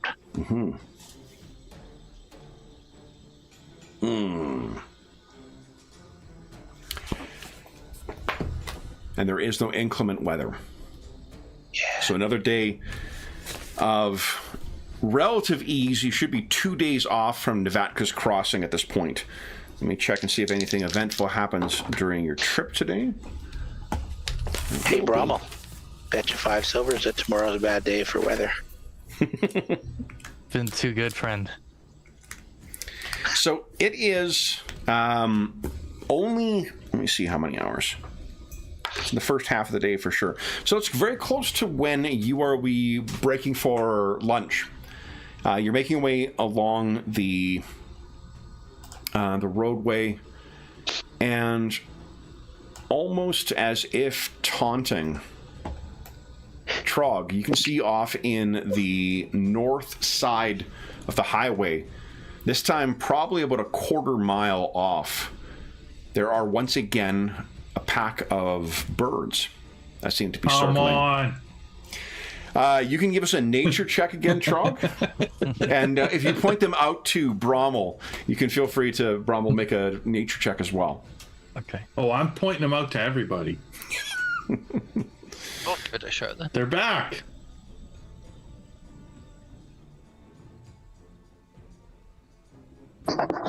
Okay. Hey. Oh, Vaz, you're navigating, I was assuming. That's why I didn't ask you okay. to. Yeah. Okay. But Trog, this time, you're able to clearly make out, like, these are definitely carrion birds. They're crows or something else that pick off the carcass. And when you point it out to Brommel is like, you see the same thing, too. Clearly, these things are the types of birds, at least, that circle over some kind of dead prey. Interesting. So, yeah. Something is dead there. How far off our path is it this time? About a quarter mile. So it'd do you take think, up guys? maybe about half an hour of your time. There is something dead there. It could just be the corpse of an animal, but do you think, should we investigate? And whatever killed it might still be lingering. True. What you Or know not. too, Trog, is that this is more normal. It's not normal for waterfowl to be circling around above an area like vultures. This is more normal. Right. Yeah. Okay. Which I say to mean, it may not mean anything. It's as you say, like it may just be a dead animal. It may be something different, but it may just be, there isn't something that is unnatural or unusual about this. Right. Apart from likely indicating something dead is to the north of you. You think, Of course, guys, it'd be ignore a it? unicorn horn just sitting out there. You each get a hero point as well. I would probably check with Vaz. Vaz kind of decides if we go and look or not. Well, it's a bit boring, but I think we should just keep plowing on. Okay. We've gone under a time limit. Discipline. I know. As a result of Vaz's merciless timeline, you are all able to reach the end of day by simply trudging along the road and have no other ill or eventful encounters. Vaz, would you care to find a campsite for everyone? This one I'm actually going to make it a little easier because you are traveling on the road and there are those little, like, roadside places. So it's a DC 13 here. Well, that's why I got my hero point back briefly. There you go. Vaz is able to find you a place to sleep for the evening, guys. And you're going to have, because of Vaz's rigorous scheduling, you guys will have 2 campsite activities tonight.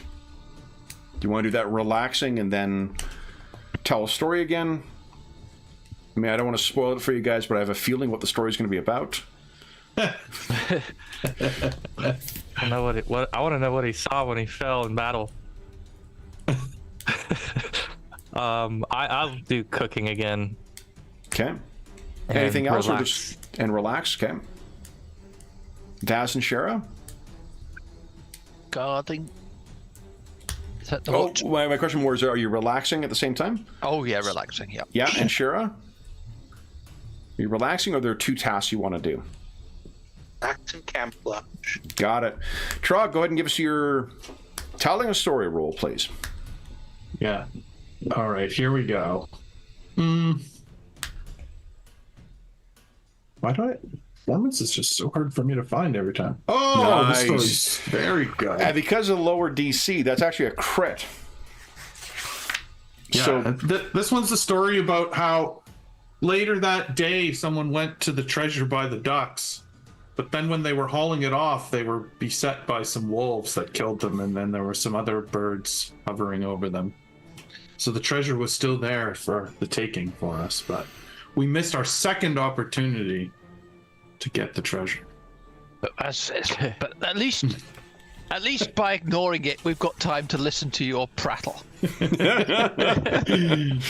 so with the critical success, that also means that Shara, Vaz, and Brommel, you each, actually, and you as well, I guess, Trog, you each get a reroll during this camping session. Oh, Yeah, you wow. get a... That's huge.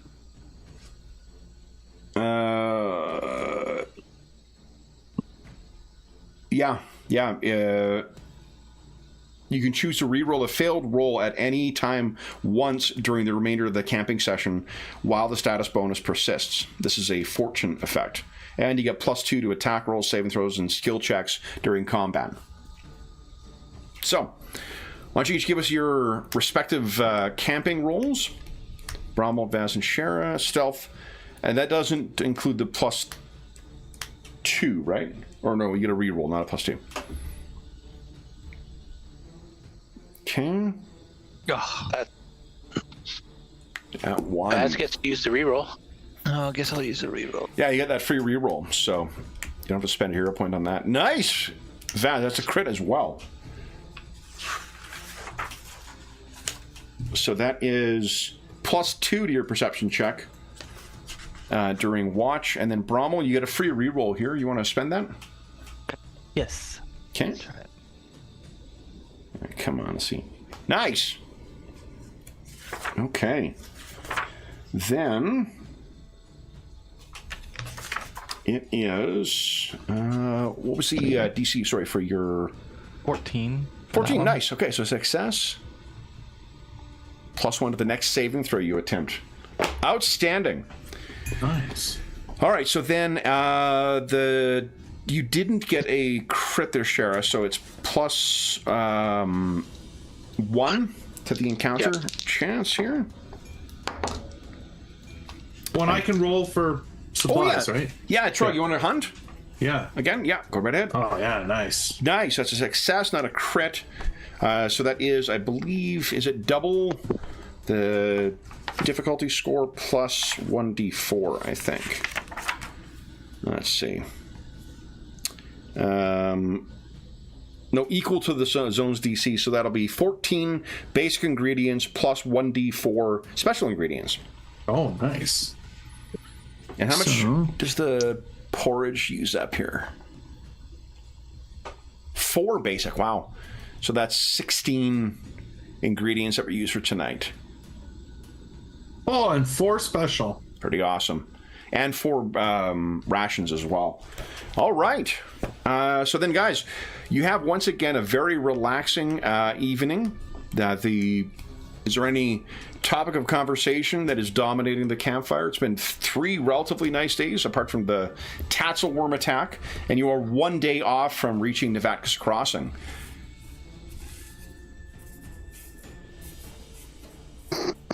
I think Shara asks, do we go into town, or do we, when we get to Nevatka's Crossing, do we camp a distance away?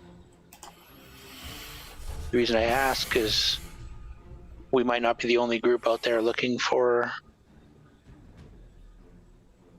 Hungering Sword. Mm-hmm. Might be wise to keep Ulagor out of harm's way or identification. Yep, that's what I was thinking. The trouble is he would have to cross the river, though. Because the crossing part of Nevatka's Crossing is just that this is the point where you cross the Shrike. So he Right. could, like you could, steal a boat or manufacture, try and like craft a raft or something to go across the river. But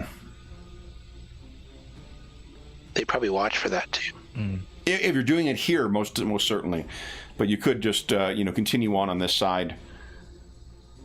But it's actually something you haven't considered yet, that you need to cross the river before you head to Brevoy. I suppose the other option is to carry on. I know the road is showing on the... oh, hold on. I don't know if the road might continue on the north side of the river still. And you just don't go into town. Yeah, but the crossing itself might be to go south into the Noman Heights. Yeah. Let me just double check here. We could try to keep him hidden too, if you guys want to go into Navaka's Crossing for any reason. Yeah, because on the map it looks like the town's on the other side of the river. Yeah, it looks like the town's on the other side of the river, but it also looks like Brevoy is on the south, but then the road is on the north. So either the placement of the road is incorrect, or the placement of the town is incorrect. So I'm just going to double check that on the map here in the book. The book.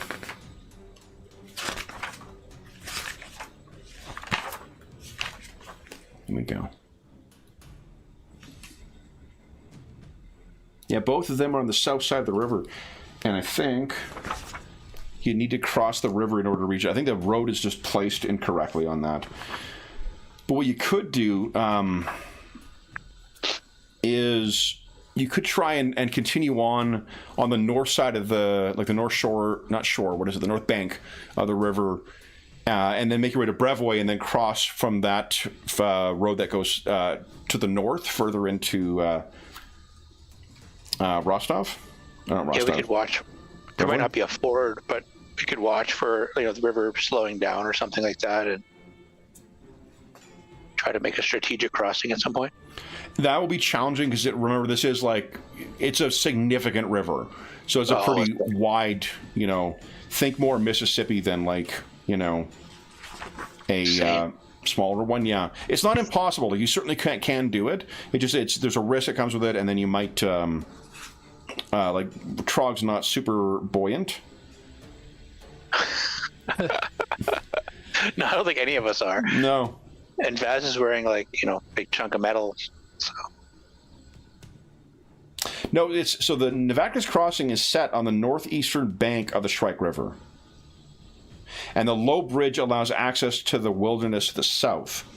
So it is on the north side. The placement of the dot is incorrect for Navaka's Crossing.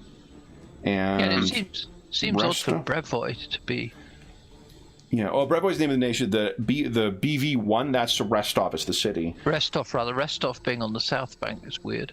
Yeah, and that's I think both of them may be placed incorrectly here. And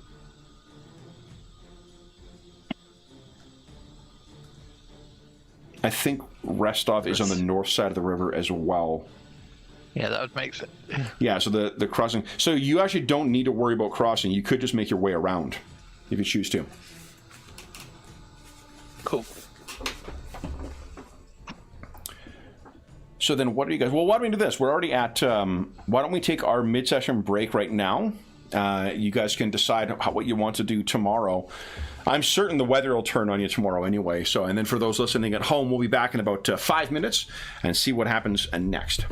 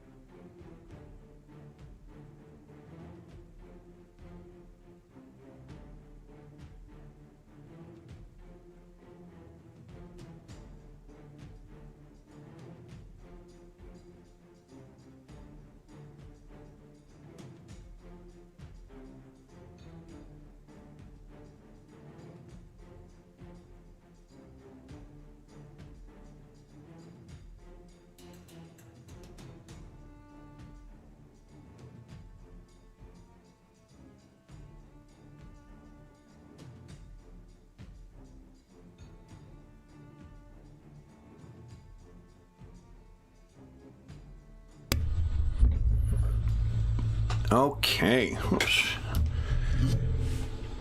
All right. Let me see here. I'll move this up here.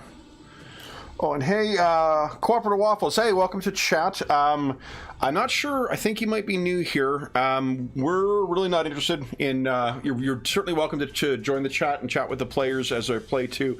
We're really not interested in anyone trying to explain the rules or help to describe the rules. We play a lot of different games in the channel. We're not really super concerned to make sure we're getting everything correct on it. So, again, you're certainly welcome to join us, but you can kind of cool it with the rules comments. All right. Let's see here. I'm trying to get the... oh, what am I doing here? Is that locked? I wonder.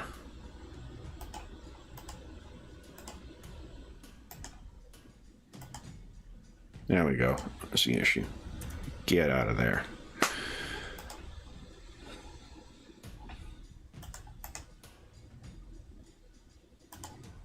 Okay, into the map layer now.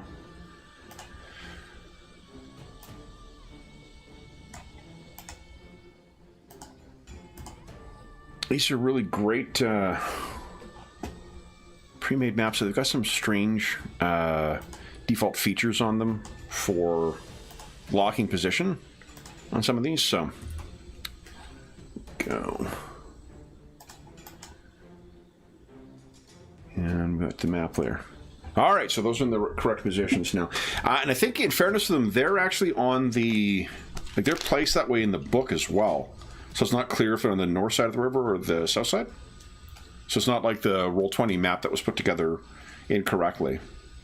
Right. Okay.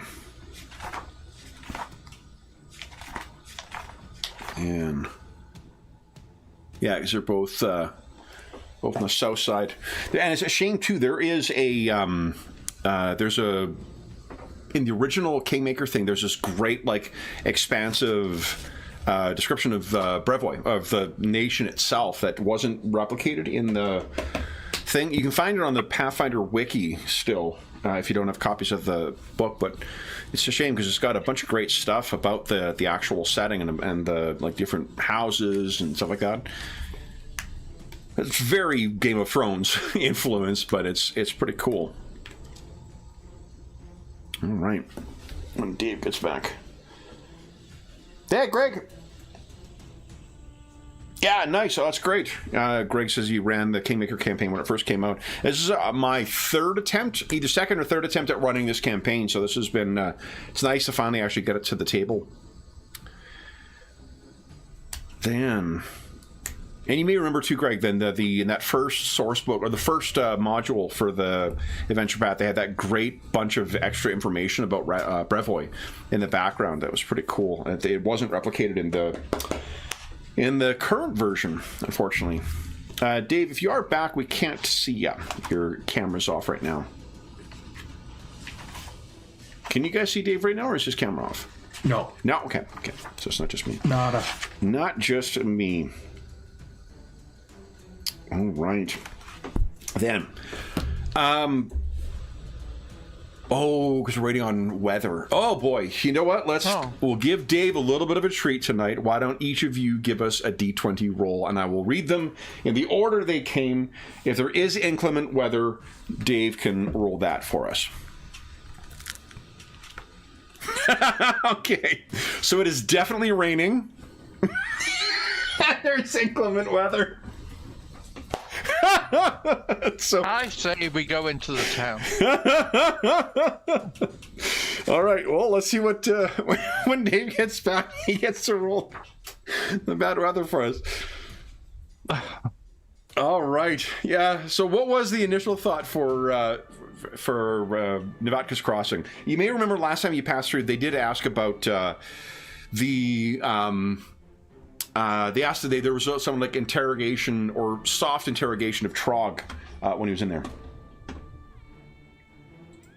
Right. I think despite, from a gaming point of view, it makes sense to avoid the town. I think Vaz would be tired of sleeping outdoors for the last several days with no tent. Yeah. And would be tempted, as soldiers, hardy but do like to grumble. They would probably want to head into town and get indoors. Okay. Yeah, I mean, Brahma wouldn't argue with the captain on that. But I would probably ask Ulagor just to get a sense of his concerns, if any. Ulagor, I think, is going to camp out. He's been surviving on his own for long enough. He, notwithstanding his time staying in the cavern when he was haunted by those giant crabs, he's going to be able to handle himself. So he will meet you further down the road. Makes sense. Maybe we can buy another tent in this place. Yeah. I think it's a big enough Well, they're place to quite do so. And you expensive. guys are flush with cash, aren't you?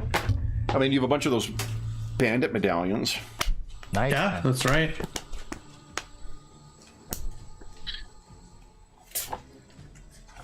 So then, Dave, are 5 you gold back? pieces. I'll put in chat here.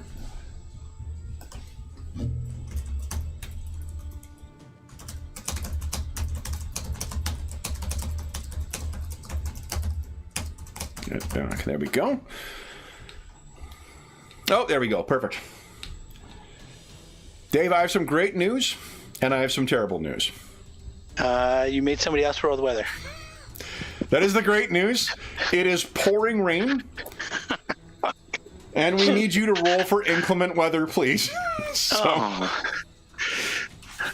Well, I failed my stealth check to get past the matron guardian in the lower level. Like, are you going to go back upstairs? Like, yeah. so guys, it is heavy fog that settles in today. So then what this will be is perception checks get a -2 penalty to them. And let me see here. Good. Maybe people will be paying less attention as we go in. And you would all know this beforehand, about an hour beforehand. It's one of those obvious things that just you could tell it's sort of forming up. So in the morning, you'll be surrounded by fog. Fog causes creatures that are further than 15 feet away to be concealed and limits maximum visibility to 500 feet. I feel like those rules were written by someone who's never been in fucking fog, because that's ridiculous. Jesus Christ. 500 feet? Like, I've driven, one of the things I get caught in regularly is ice fog a couple of times when I've driven back from Winnipeg. And, like, ice fog's about a fucking, like, car length and a half. So I think we're going to impose the restrictions on distance are going to be a little more, you definitely are not, 15 feet away, you can see clearly. Beyond that, we'll say up to about, I think, 50 or 100? Yeah, I think between 50 and 100. You know what we'll do is we'll randomly roll. We'll start at... Because it changes. Fog's not like equidistant. So it'll be 1d4, it'll be 1d6 plus 4 times 10. That's how far you can see at any given point. So that is what the fog is going to be like today, which Uligor is delighted with. It's also pissing rain too, so it's going to be wet and foggy. Then, fortunately, you guys aren't in the middle of nowhere, so you know all you need to do is follow the road. And I'm actually going to increase the difficulty of it there being an encounter because of the fog. It'll be a lot easier for you two to have walked past one another than it is for you to run into something. So makes sense. Yeah. So then, what is the plan? Is Vaz definitely wants to go into Navacus Crossing, Sheratrog and Brommel? You all on board for that as well? I mean, I've been looking forward to getting back to society like ever since we left, but now that I'm here, I'm very nervous. Okay. So Uligor will take his...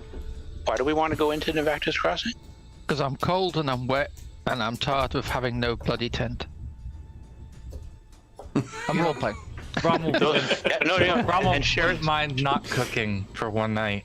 Cher's like, those are all very good reasons. Just keep in mind there's a danger that we're not the only ones out there potentially. We assume. Oh, yeah, from what's her name? That we're sent by our little halfling that we are planning to deceive. Yeah. Lorena Tumblewood or Lorena Rumblewood. Rumblewood. Mm-hmm. So let's do it. Okay. Because then we can also pick up a tent. Yeah, that's at least agreed. Mm-hmm. That is worth something. And some warmth. And some warmth. Yes. So heading in, let's see here. It will be a day's journey, so let's see if there's any trouble in the fog. Guys, I've just awful news. We are now on Farast the 26th, and there is no encounter today. Did I miss a day? I think I might have missed a day. It'll be 1, 2. You should arrive 2 days. Oh no, that's right. Yeah, 26 today. Okay.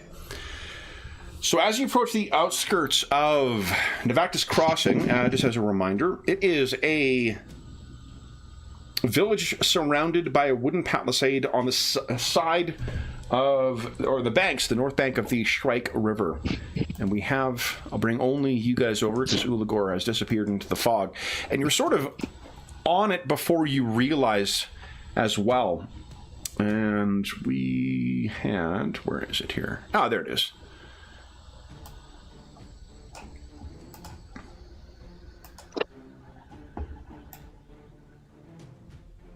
It is, of course, surrounded by a palisade. It's not wide open for the pillaging like this. And Trog, are you making any effort to try and conceal your identity? Yeah, I mean, as best I can, I guess. How are you thinking of doing that? It seems that they're keeping an eye out for bakers at... Yeah. Well, I mean, I think that I'm going... I guess it's the dirtier I am, I think, you know, is his thought. That's how the harder it is for them to identify me. Yep. I'm a kind of a mess. Okay. Maybe it helps. So why don't you give us a deception check? It's going to be a very low DC here. Like with your efforts to disguise yourself and the... Oh, I'm actually good at this. I thought you there might are be. A few things that... Oh my god! I see you're sitting on 3 hero points. Would you like to... Yeah. Oh my goodness. Come on, roll 20.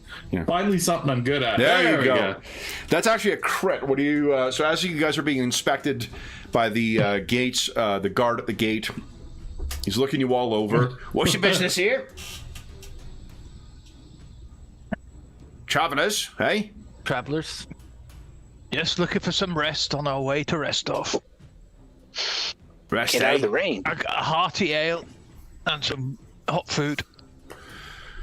Well, we got that for sale here. He Just passing through. looks you over and sees this No filthy trouble. goblin. You got coin, right? Got coin. Maybe a bath. I think that's a good idea. All right. In you go. And it sends you into the town without consequence. If there's anything else, you got a crit on the deception check there, Trog. If you wanted to, have him mistake you for someone else or something like that, you're certainly... Yeah, I don't necessarily need any specific, trouble or attention. So Yeah. I'm okay with just kind of getting away with it.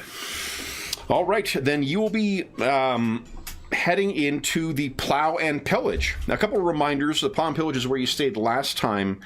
You have heard that the local official has been taking bribes. You've heard that there is a lizard man who speaks to ancestors. And you've heard about, last time you were here, you heard quite a bit about the bandits in the region. The village seems much as the way you left it, and it's stark contrast to where you have been for these last week and a bit. I think you left Oleg's outpost about 9 days ago, didn't you? Maybe a day or so more? It was more than that. It's almost...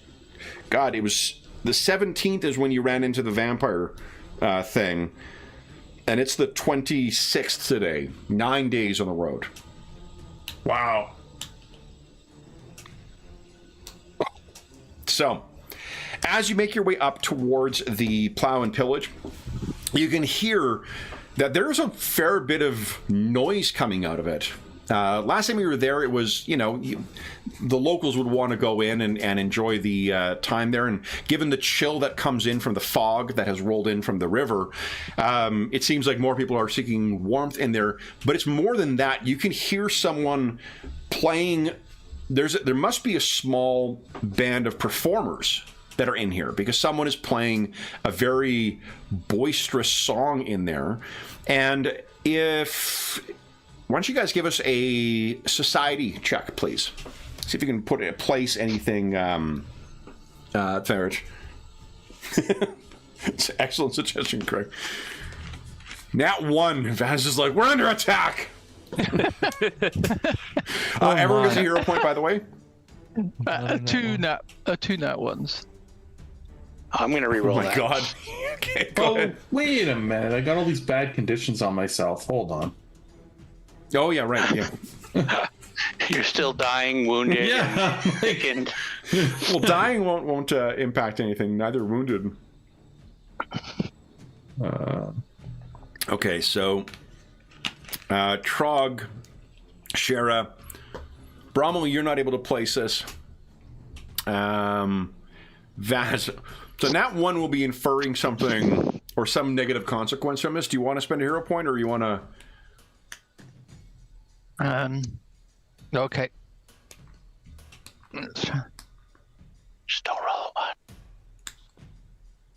Let's see how Roll20's sense of humor is. Yeah. So here's what you guys... you may remember that there is the cultural difference between the Isians and the Restov, those from the south part of the Rostov Highlands. Anyway, so the Rostov culture in the south, the Isians in the north. What you can hear is most definitely a very vigorous Rostov song, or is it the Roslin? Sorry, I always screw up those two things. I think it's the Roslin. Hold on, got my notes.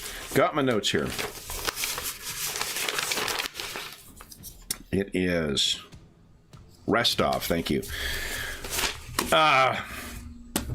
there is a very vigorous like song in, if you think of like a really excited Irish folk song, that's what you're hearing in celebration of the traditional sword lords, and the crowd seems to be well into it. There's got to be a band of at least 4, maybe 5 different performers, because you can hear different instruments being played.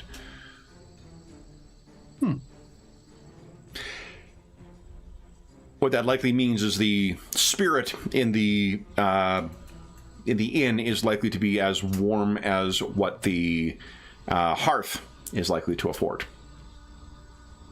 Unless you guys say otherwise, when you step in, you can see that there is one singer who is performing, and he seems to be playing something that is kind of close to like a hurdy-gurdy, where he's cranking this thing, and it's playing some kind of tune on it.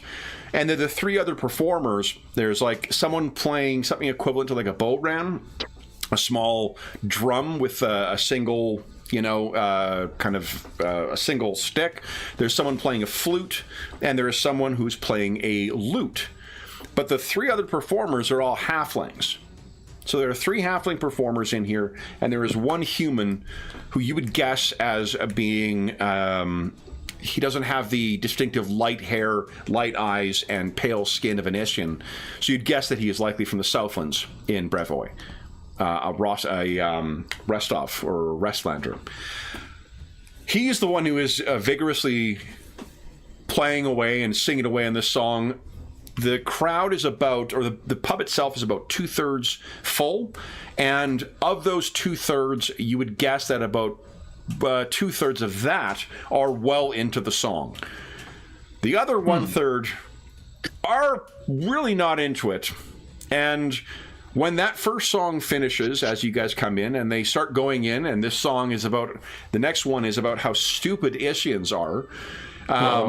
You maybe understand why there's a bit of a split in the group. It is not, and like the worst thing I think, as far as if you are an Ishian listener is concerned, is that it is an exceptionally clever song.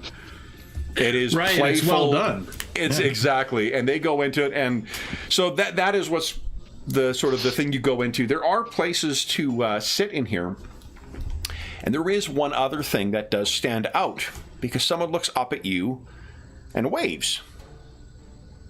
And that is... This person does have light hair. And... where is he? However... Somebody of the Mists that we know? Kristaps of the Mists. That... is actually not who is among there. I'm trying to find... Sorry, I thought that I had a second illustration for you guys on this already. I just don't know where the heck I put it. Is it in here?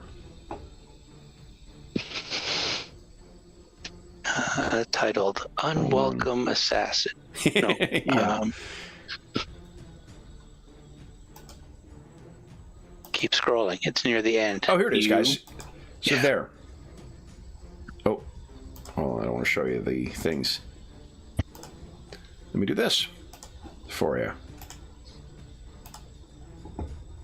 Yep, that didn't work at all. We just learnt polymorph. Yeah. I thought that I had loaded him in here somewhere, but I don't know.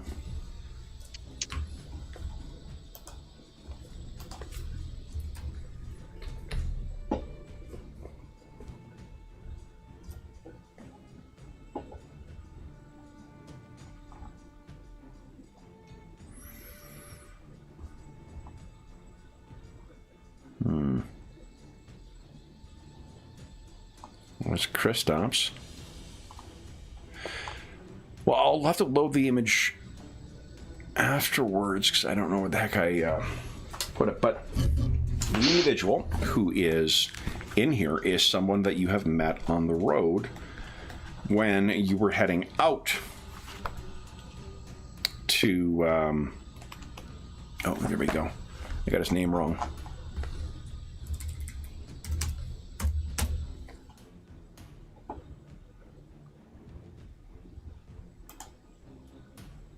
Yeah. Here we are, guys.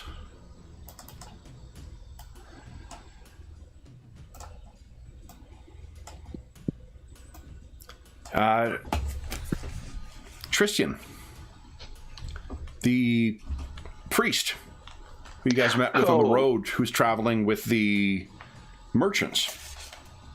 And didn't want to leave them to come with us because he promised them protection. Correct. So you can see he is sitting there and is still wearing his white robe, still wearing the distinctive holy symbol of Sarenrae.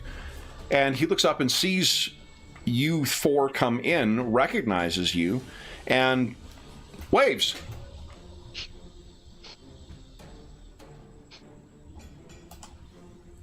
I think we'll go sit with them.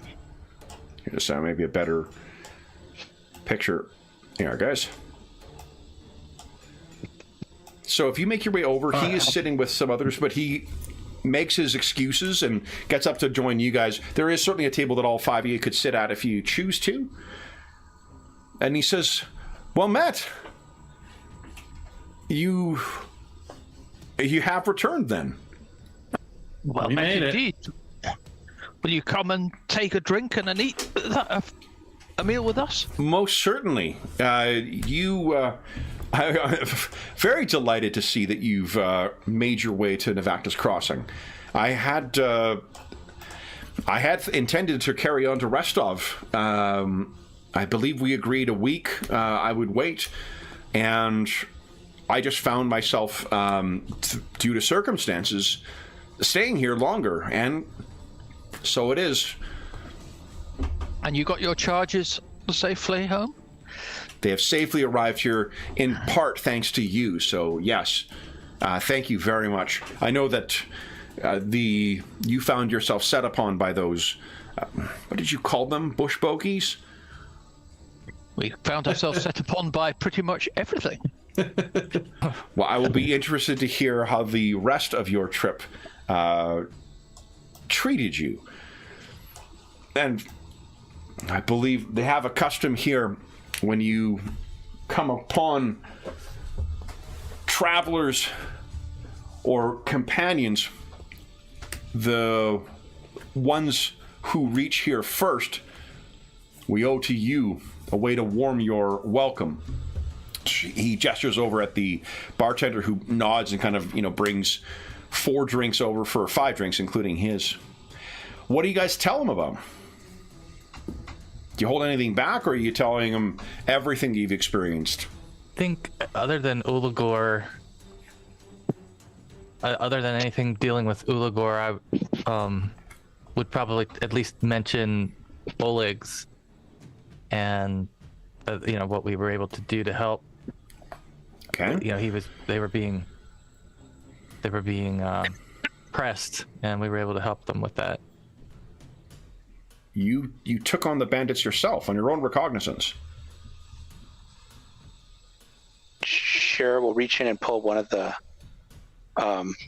was it boar's head clasps? Stag's head. Stag's head's clasp, and she'll put one on the table. So yeah, we've got a few of these. Are you trying to be surreptitious with it, or are you just placing it out on the table for where anyone can see? No, just so he can see it, like hidden by her hand otherwise, and then she'll slide it back. Okay. Why don't you give us let's see here. Sleight of hand. Yeah, give us a sleight of hand check, please. Thank you. It's not a thing in this game. I was like, we just used it the other night. That's why. 5e deception. Deception is a thievery. Thievery. That's what I was thinking of, yeah. Thievery. That's right. Thievery. Oh, why would I have points in thievery? Okay, that's still pretty good, though. That's great. All right, so you're able to display it pretty surreptitiously. He nods. That's most impressive. Do you tell him about the unicorn horn, the vampire, or any of the folks you met in the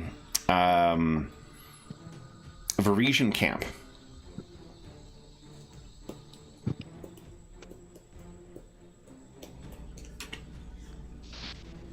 I think the Parisian camp is pretty easy to get along with.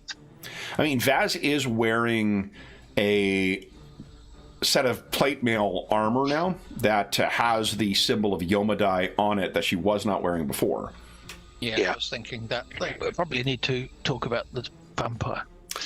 One of the things, too, is you would know, and you guys would all be aware of this, the armor of a Crusader is a pretty distinctive thing for those who are going to fight in the Mendevian Crusades. So, you know, if Vaz wasn't wearing it before, to be wearing it now, I don't think that Tristan, I'll put his name on his token as well, too. I don't think Tristan would press unless you didn't really address it. Yeah, it's definitely something worth talking about. And it's a good deed. We helped the land by getting rid of a vampire. Oh, yeah, and he is particularly concerned, or not concerned, but he is particularly interested in that. And I believe that, who was it that was going to deliver the journal? There was one of you guys that said it might have been John's character, Remy. Oh, yeah, I think it was, actually. It was? Okay. That rings a bell, but... Yeah, I think Remy's carrying the journal. Does Remy have the sword as well? I don't recall. Did anybody who took the sword? I thought it was Remy. I thought he took the sword. Let me double check here on his character sheet. But I thought he took the sword and was reading the journal.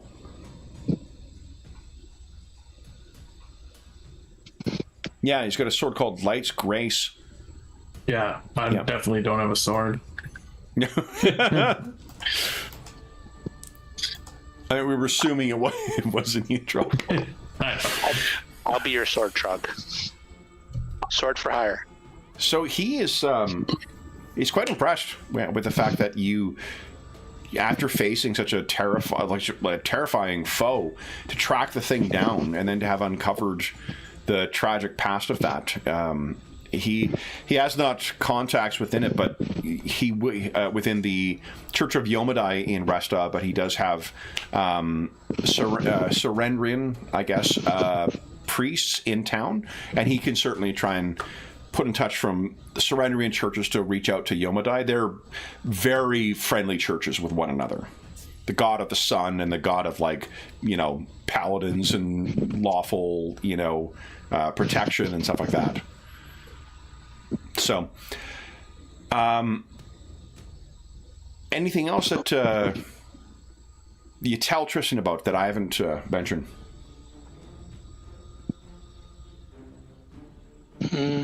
I guess, well, it's difficult for us to whisper to each other, I guess, at the moment.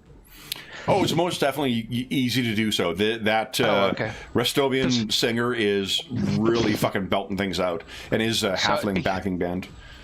So it'd be good to have Tristan join us, but it'd be difficult if we don't tell him about Ulugor. We don't need to tell him here, though.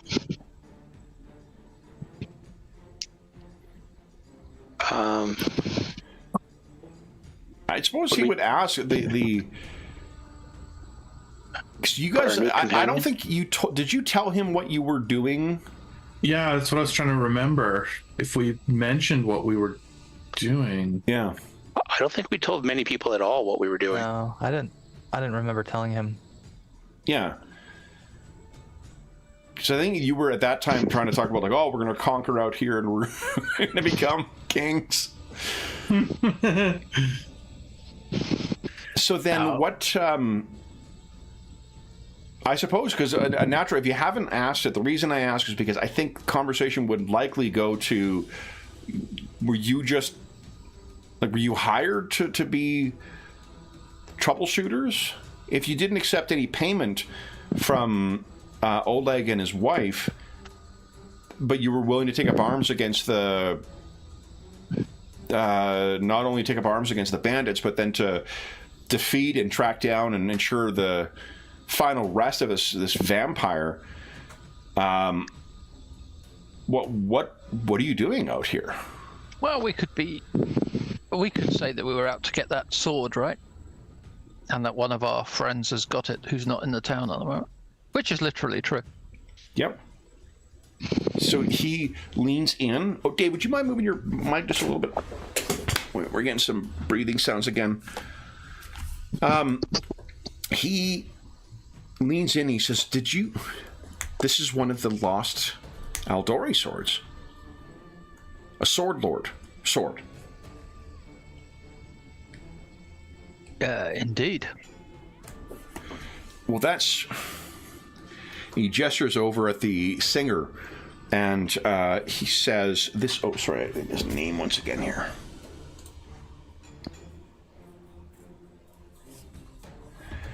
That man's name is Valdemar's Vassals. And he has been in town for, from what I understand, nearly a week.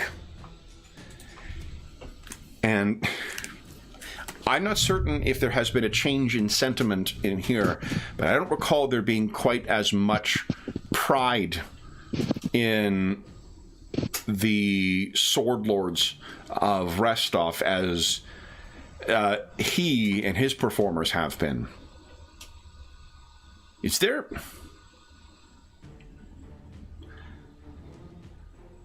You need not tell me who you are employed by, but it seems there's change coming here.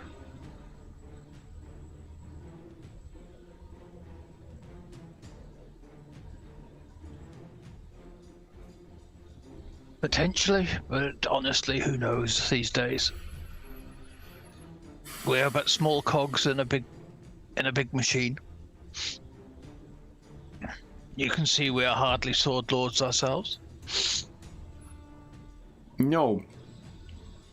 But sword lords... Have you met one?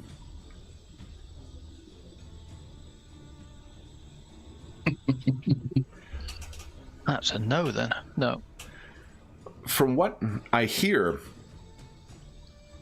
one of the ways they distinguish themselves now from potentates or rulers, they are capable of using their namesake, their swords, in effective and very dangerous ways. They are no mere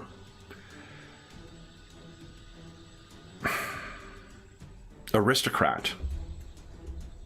They are warriors.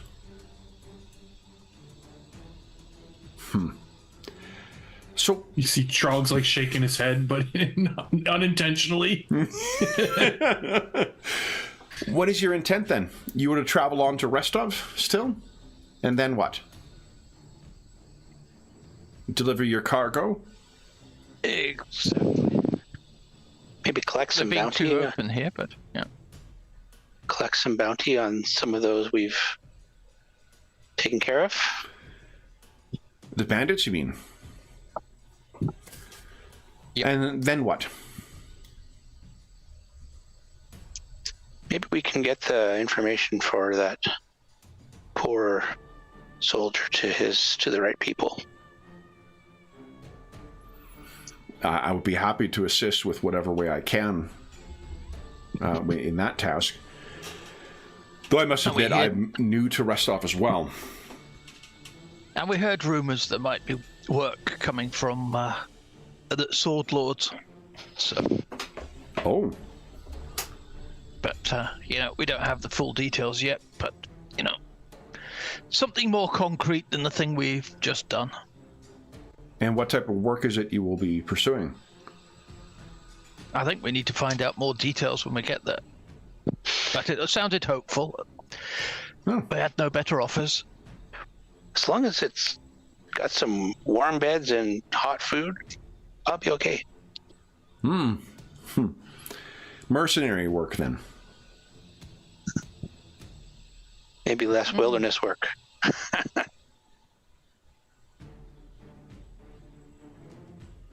Well, I wish you luck with it, then. Should we drink to your future endeavors? Why, that would be wonderful. And yourself, where are you heading? You said Restov yourself as well? Indeed. I am going where Well- the sun takes me. Maybe we can travel together then. Safety in numbers. That would be delightful. Indeed, the destination for those I was accompanying was here, and then they have since split up.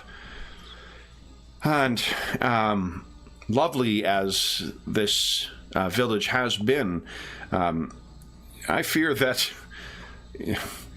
it is but a matter of time, and he gestures at the performer, before that one has finally weared down some Isian's patience to the point they take up arms against him. And with a glance across the pub, you can see that's probably percolating up perhaps tonight, at most tomorrow. Yeah, it might not take too long. And we'll say, maybe we can find out what this job is, and maybe it might be of interest to you as well. We shall see when we're here. Indeed. One needs to find a way of keeping a roof over their heads, certainly. I feel that Sarenrae has brought me here for some purpose. And I'm hoping the purpose will present itself. If you could give us a perception check, guys, you can try and get a read on Tristan.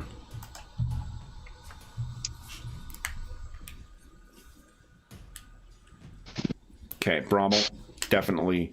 Yeah, all three of you guys. So what you're... He definitely... And Shara, you pick this up as well, too. So I don't know whether any of you have spent any time around...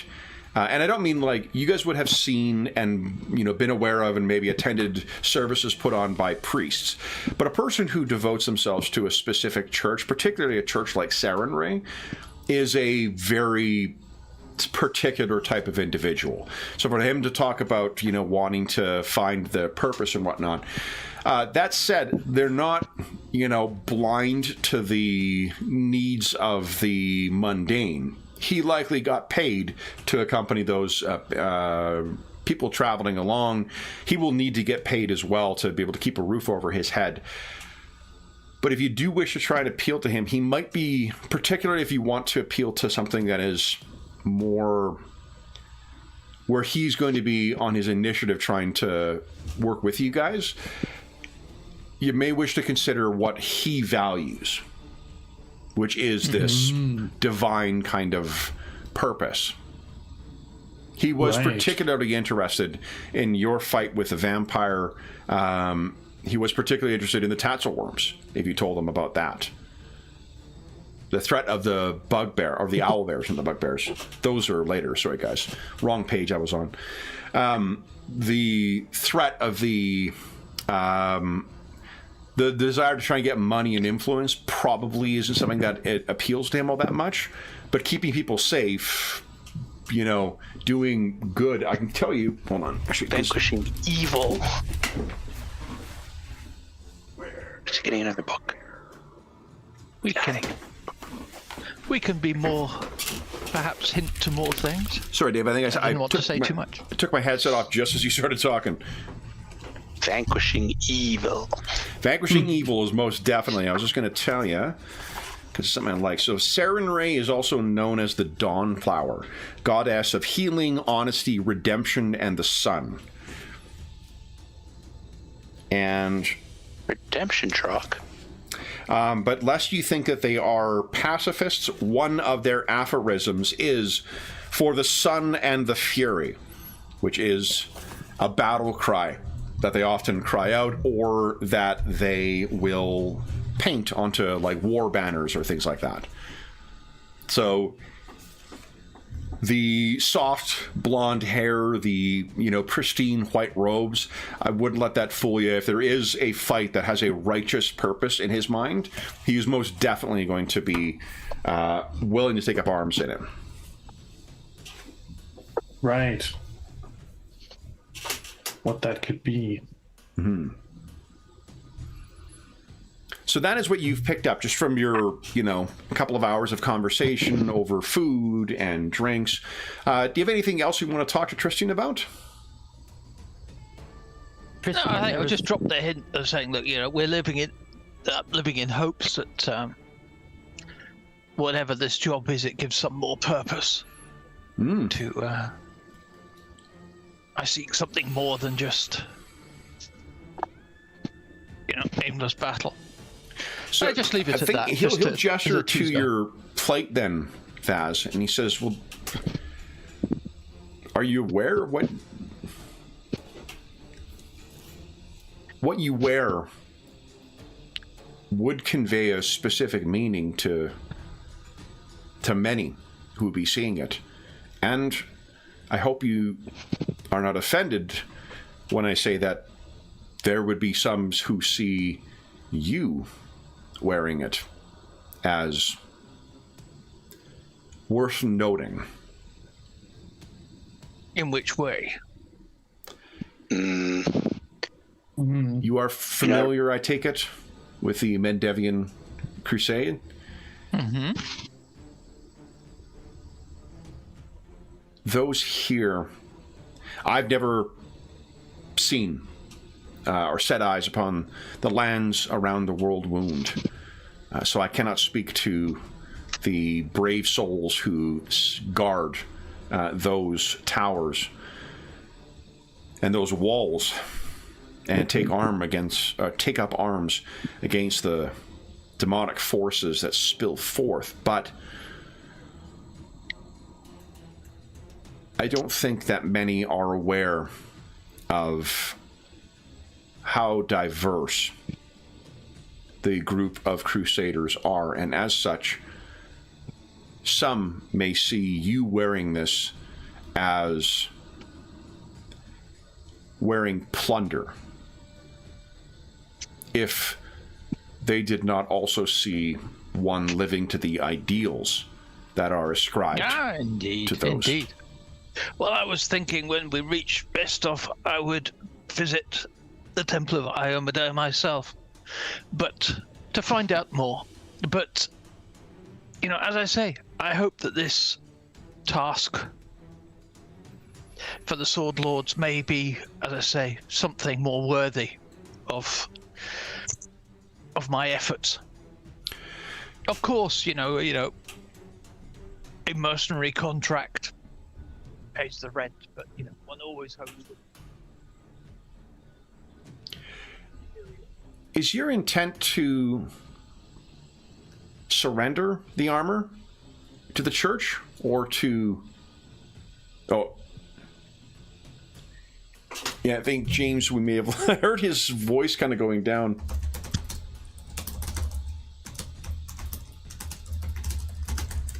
Now I can hear you properly. Okay. That's what no, I can. Now I can. Okay. Great. Yeah, I heard your voice suddenly got a lot quieter as you were talking there. Trailed off. So what Tristan asked is your intent to surrender the armor to the church, or to keep it as spoils? I want to learn out more about what the previous owner believed and understood, and see if it fits with if it's something I can aspire to as well. That is most impressive. If there are some in the church who will view what you wear as no more than a tool, a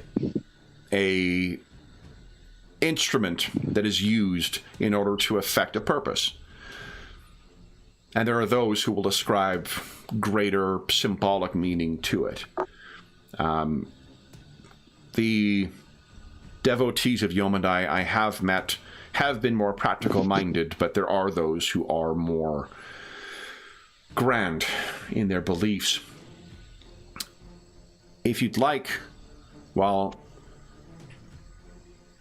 my devotion is to Sarenrae, to the Dawnflower, our priests are seen as allies to the priest of Yomandai, and if it would assist, I would be happy to effect whatever appropriate introduction that could be. I do not Might know be anyone there. tremendous. I was feeling it could be awkward just turning up at the temple in their armor, but Well, we have a saying amongst our kind too. Everything looks better under the sun. And perhaps... indeed. And but my people have a saying: never look a gift orc in the mouth. And to the wisdom of our peoples, and we toast you for that.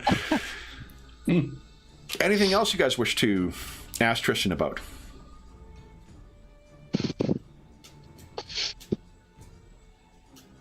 Tristan, what do you know of this lizard man who is in town and apparently can tell your future? A lizard man who can tell futures. This is the first I've heard of this. Heard rumor of this. So I have not. Is he one of your folk? I know not. That's what has me curious. Huh. But I could ask. I have made, I would not necessarily say friends, but I have made acquaintances in town. perhaps if someone knows his whereabouts or his name at the very least, that would help. Certainly, I can inquire of my acquaintances. My thanks. Forgive me. When do you intend on departing? It sounded as if you were under a pressing deadline.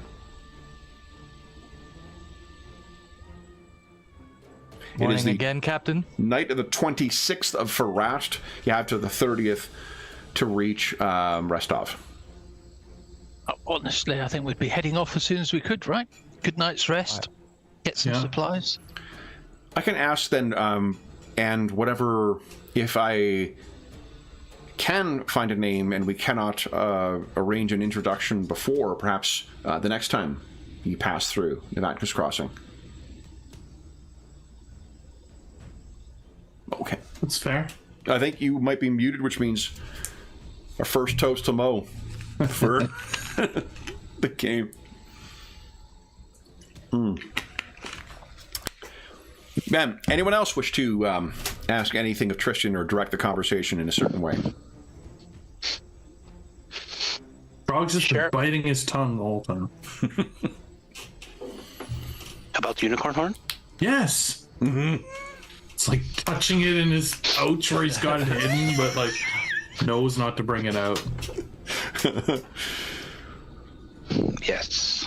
Good job, Truck. Sharon's curious about the group of performers that are here. Yes. Recognize any of them? Good call. Why don't you give us a society check, and we'll make it a DC 10 for you, because you have been around a fair bit longer. I need to write down his name once again, because my handwriting is absolute garbage.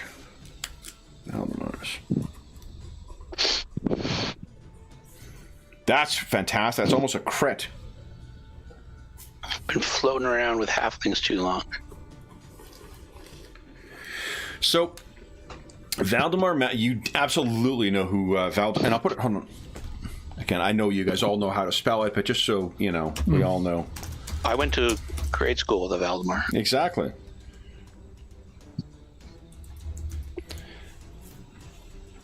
Valdemar Vassals is a Restovian... I wouldn't call him a bard necessarily, in the sense of, like, you know, he's got magic and stuff like that. He's a troubadour, in the sense of he is just not just a performer, to minimize it. He is an unrepentant Restovian patriot, and is a absolute mess as far as he's a drunk. He is often his mouth will get him in trouble and whatnot, but he is an outstanding performer. And the fact that he performs with a bunch of halflings who are utterly devoted to him, who do not have the same connections to the Restovians, adds just a level of mystique to him. He does not perform before, kings or, sword lords would love to have themselves associated with him, and when they are true Restovian patriots and kind of, keep the Restovian people in mind, he can be allied with them, but he, is much happier playing for a dive bar or pub full of fellow Restovian patriots than he would to play for any one sword lord. Mm. Well, he had a chance to play for a sword lord, but the sword lord didn't show.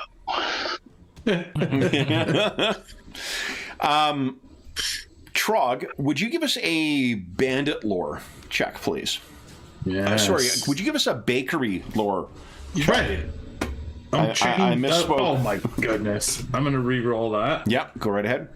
It doesn't say bakery there. There we go. What? 22. You're just not reading between the lines. We're past 10 o'clock my time. Everyone gets a hero point as well. Oh, okay. Trog, you are relieving yourself at some point in the evening outside on the side of the building, as is custom, when it's too busy to reach the what do you call it, the outhouse, and you just, maybe because people just overlook you sometimes, or maybe because you're kind of stealthy, or maybe because you found a really dark place to be able to check on your unicorn horn. That isn't a euphemism like checking on my kettle, by the way, James. What you overhear is a couple of people talking about they're basically planning to beat the living shit out of Valdemar's. Oh. It appears Maybe that we should warn him. Simmering, whatever that Tristan had mentioned, it seems as if that is going to, it has reached its boiling point. Yeah. Did Shara mention that she would know him earlier, Dave? Yeah, I think she would have.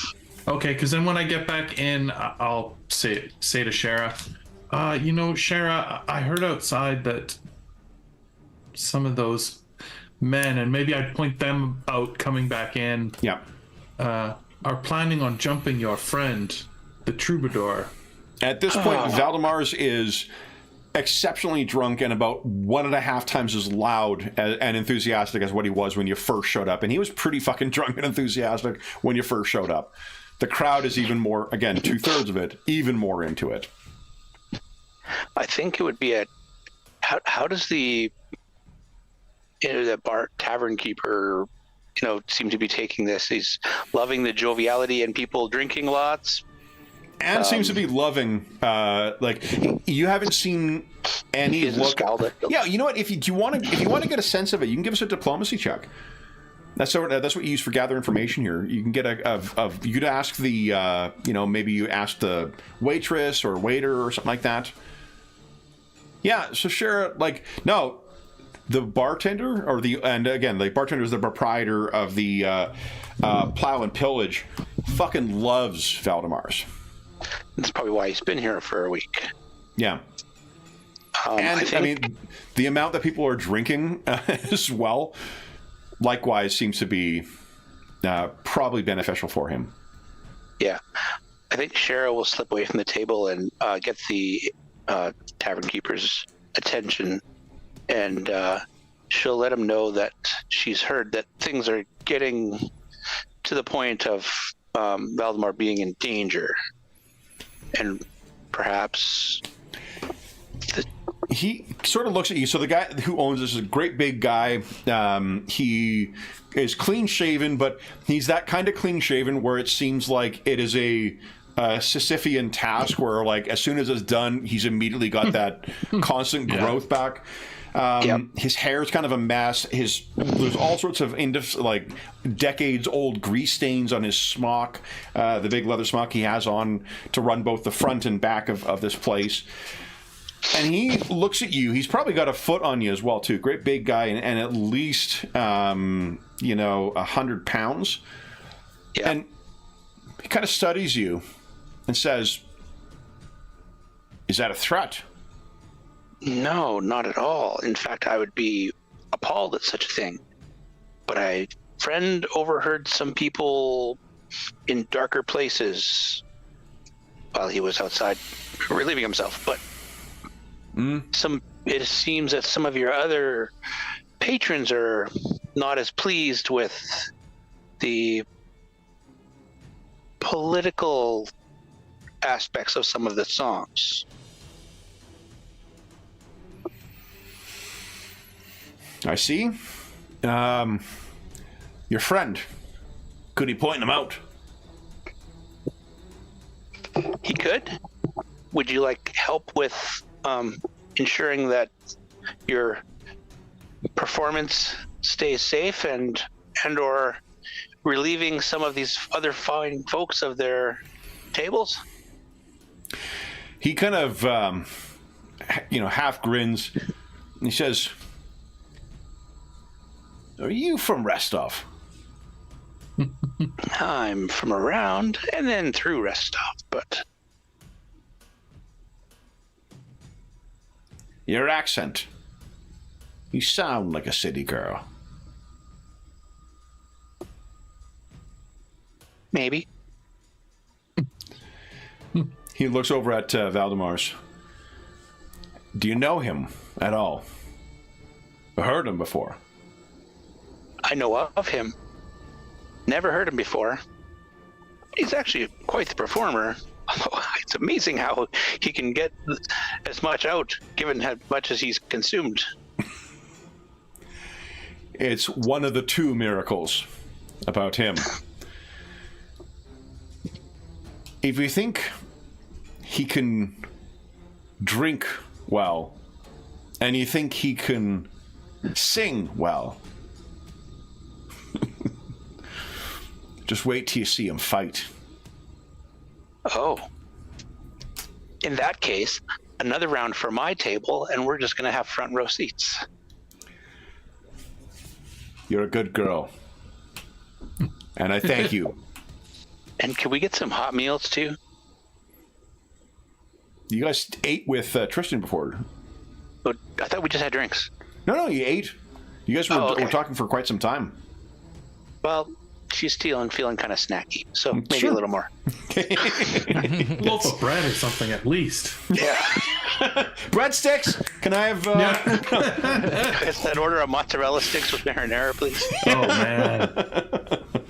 That would be fantastic. So, you guys are... Shara, when you come back to the table, Trog, you can see what she has done as far as giving the warning. What do you say when you get back to the table, Trog? Or Shara, forgive me. I think Cher's like, I've been told that performance and consumption of alcohol only pale in comparison to ability to defend oneself, Strog. So I got us a round of drinks so we could sit and watch the entertainment that is, as you say, about to unfold. Well, that is great news. I look forward to it. If we have Nice step to in, see we- someone else getting their hands dirty for once. Yeah, and it also sounded like the tavern keeper would jump in if needed, but probably won't have to. So is there anything else you guys wish to do with the rest of your evening? Do you think you could point out the ones that were doing it, Trug? Or I did when I said I did when I came in. okay, I didn't realize that, so I retcon that. Share would have told the bartender which ones, or Sure. at least given him an idea. Oh, okay. And then I think it's like boots up on the next chair and just like, let's see how this works out. Do Okay. we need to egg anybody on, Truck? Do you think? I don't think we need to. They seem No? quite fired up in their own. Are you sure a spilled drink wouldn't? No. I mean, probably don't need to do that. Well, I guess, Captain, maybe Brommel would want to see if there is any of the Restov patriots around who might share some word from Restov about how things have been. You know, is there a cause for celebration, or is there tension or anything along those lines they could... Yeah, you can give us a diplomacy check if you'd like. So practical, Brummel. Yeah. So what you can... That's a success, not a crit success. But you, by asking around and, sharing... For one, people are in very good spirits and full of moderate spirits. So they are more than happy to be speaking to you throughout the evening. There's a lot of talk about this. There's rumors going around that the Sword Lords in general might be planning something. There's a lot of talk about the Boro Kings, of House Sertova. They are the regents who have been sitting on or occupying the Ruby throne, while the I think it's Rogarvia is the Dragon Lord families. Since they've gone missing, House Sertova has been the one who's been running things effectively in the country. Seems like popular attitude is that might change soon. The Sword Lords are growing bold, and in particular, there's rumors of a Sword Lord named Jamandi Aldori. Jamanda? It's Jamanda, isn't it? Let me double check here. It is...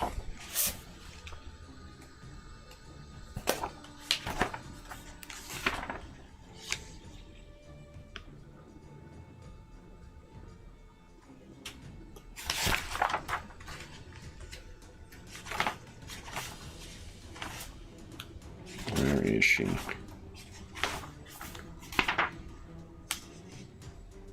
Jamandi Aldori. That she may be planning something exceptionally bold with respect to the future of the future of Restov and the Restov region.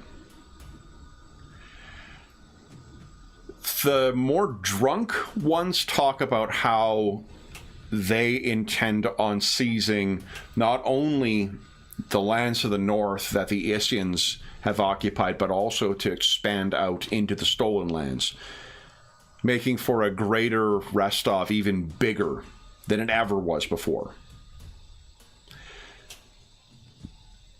There are others who disagree and simply say that all of the Sword Lords intend on marching and tearing down the I think it's the Ruby Fortress, actually, not the Ruby Throne.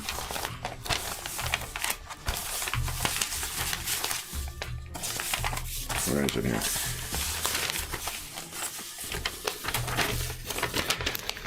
Suffice it to say, there are very strong feelings of that the New Stetvan and the House Sertova, who have been watching over the kingdom although these many years, that things might change quite soon. This is sort of what low-key you guys had heard before you left, and part of the reason why you were willing to risk it to head out and seek the favor of Jamandi Aldori, forgive me.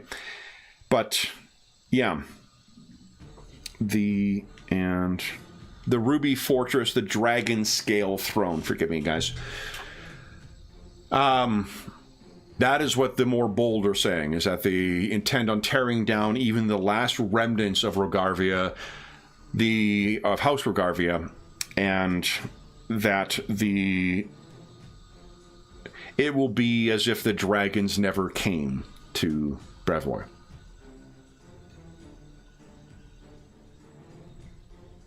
Now, those of you who grew up in Rostov would know that's just fucking nonsense. Like, you're talking about a civil war where,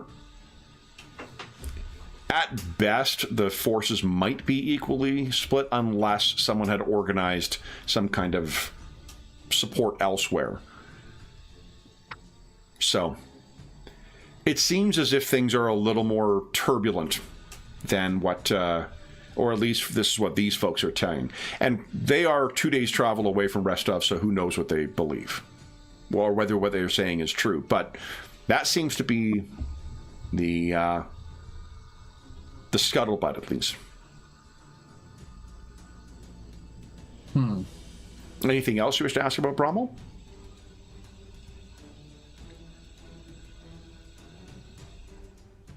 I can't think of anything else right now.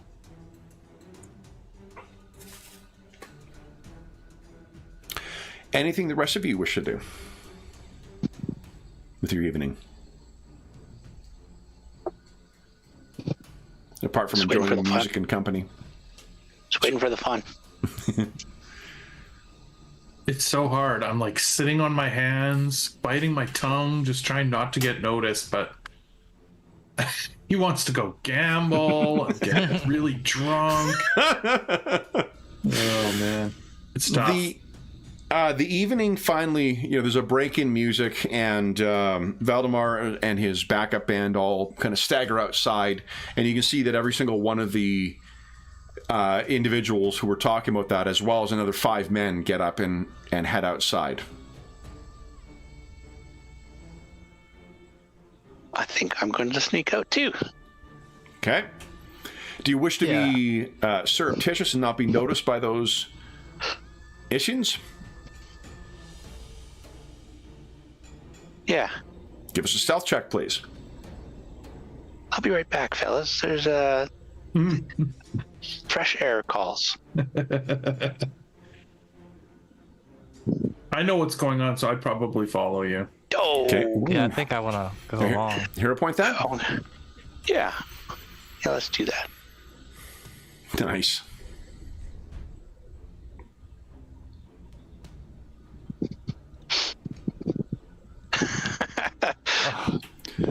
Bravo, you want a hero point then? Yeah. Okay.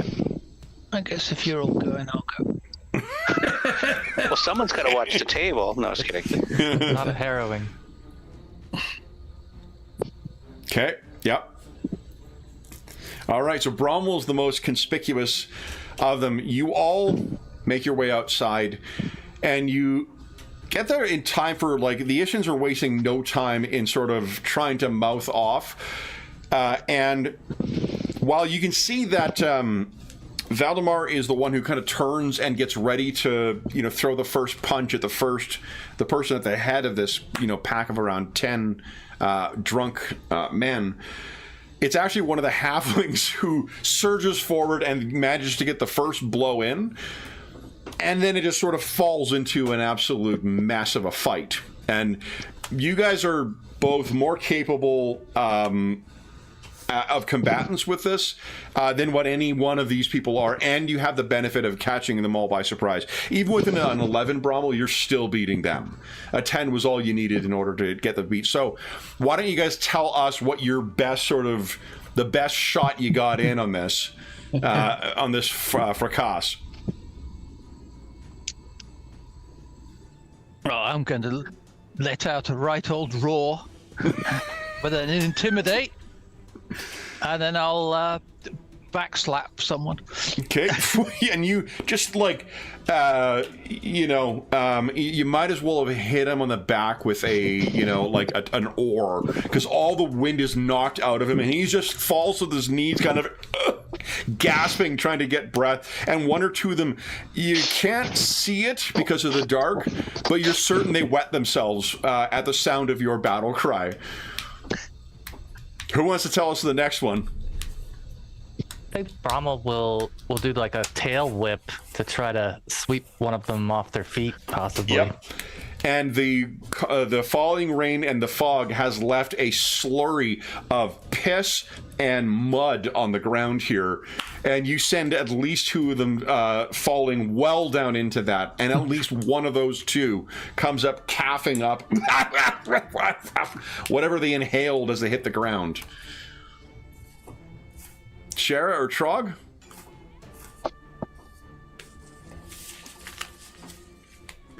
Go ahead, Jeff. Well, I was gonna Trog's say, been so well behaved for so long tonight. I know. I was gonna say, like, I feel like he's just enjoying the fight. That it's just like, it you know, when you're like at a fight and you know people are like trying to leave or whatever, the old school like circle around people. I'm like just pushing people back into the fray kind of thing, more than actually joining myself and just sort of laughing. Yeah. Get back in there. It's not so much as intimidating as what Vaz was, but it's definitely unsettling. This like manic goblin laughter through the whole fight. Totally. And then Shara? Shara wasn't planning on fighting. She just wanted to watch. So she's actually probably like still got a mug in her hand, and she's just leaning on one of the posts on the under the awning or something like that, and she's just kind of standing there watching. And every once in a while, someone gets a little too close, and she just like, bam, takes a sip. Right. So it does not take long. You guys definitely make a good showing of things, but it seems that Valdemar's and his band were capable of handling themselves as well. At the end of it, with all of them like, moaning on the ground and picking each other up and trying to pull themselves away, they, you know, sort of face up against you, not quite sure what's going on. So him and these 5 or 4 fearsome halfling musicians, which of you will break the... I think Shara just raises her cup and goes, inside for a drink? Valdemar's is like, fuck right, we will. And he claps arms with probably Vaz, because you were the one who was right there in the scrap with him. 2 of the halflings throw their arms around you, Trog, and walk in. And then there's 1 or 2 halflings who may be talking to you, Brommel, as you're going, and they saw you knock a couple of them down as well. The rest of the evening, there's not a single... you may have noted that I haven't asked you guys to take any gold off of your sheets, and that is because there is not a single drink that you are paying for in this entire evening, having stepped in for this very popular troubadour. Fabulous. Anything else you guys wish to do with your very eventful evening? More drinks. Yeah. Yeah, more drinks. And it was I think that my guard's down a little now, and I am going to end up getting drunk, even though he was being cautious. There are nights to come. Well, you guys will have evenings where, you know, you will mourn losses, you will celebrate successes, you may even raise glasses to fallen companions. But what I can tell you is that there is no greater party that you will experience in your long lives than what you have this evening. It is one truly for a lifetime. Ain't no party like a Valdemar's party. I will tell you, Valdemar's was intended to be introduced about 2 sessions ago. And the reason he was going to be introduced is because the day before is when we found out that Shane McGowan had passed. And I don't know if you guys are familiar with Shane McGowan or the Pogues or anything like that. The Pogues were the first band that I love. Something that wasn't introduced to me by my parents or by something else. It was something that a friend of mine introduced me to, and I absolutely fucking loved the Pogues. And the Valdemar's is my small way of homaging Shane McGowan for this campaign. So Nice. yeah. Then, with morning coming, would each of you kindly give us a fortitude save? Well, we did have an extra day. Not every encounter or delay is going to be because of a monster. Nat 20 Trog. Of course it is. Of course, right? Yeah, absolutely. All right. So then, Shara, that's a fail for you. You'd be, and fail for Brommel. Vaz, you're okay as well. Shara and Brommel, you'll be sickened for a 24-hour period. Do you want to spend a hero point? Yes. Okay. Oh. Brommel, you're fine. Shara, you are definitely feeling it the morning after. Yeah. So, I think she asks for an ale to take the hair of the dog? hair of the dog. Yeah. So, the trip this morning will be taking you from here to, let's see here. Trog, it's been a while since I felt like this in the morning. And now I remember why we don't drink like this anymore. So should only be I 2 feel days great. travel to Brevoy. Why don't you each give us a D20? We'll spread the, since there's 4 of you today, we'll spread the joys around. Everyone roll a D20 and I'll read them in the order they display for the weather for today. It is dry. It is back to being that. Oh, shit. Okay, All so right. Shara doesn't get to roll dice anymore. Weather dice. Well, in fairness, inclement weather is triggered by the previous roll, but inclement weather is on a 17, not a 16. Oh, we're lucky. Yep, so you're good. Which is good, because that would have been another wildfire.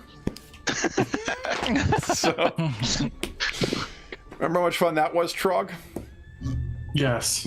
Wonderful times. So, fortunately today, no wind, there's no water, there's no rainfall, there is no, what do you call it? No inclement weather. It's not too hot, not too cold. It's going to be a Goldilocks day, effectively. Except I drank too much. Except you drank too much, Shara. Yeah. Oh, we're on our last half hour, too. Everyone gets a hero point. Might need those. Indeed. So for this day, let's see here. If there's anything... Hey, there's George's back. George, welcome back home.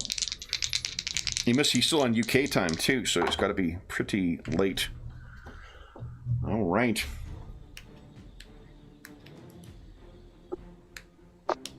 So in the final day of travel, Brommel, would you give us a D8 roll, please?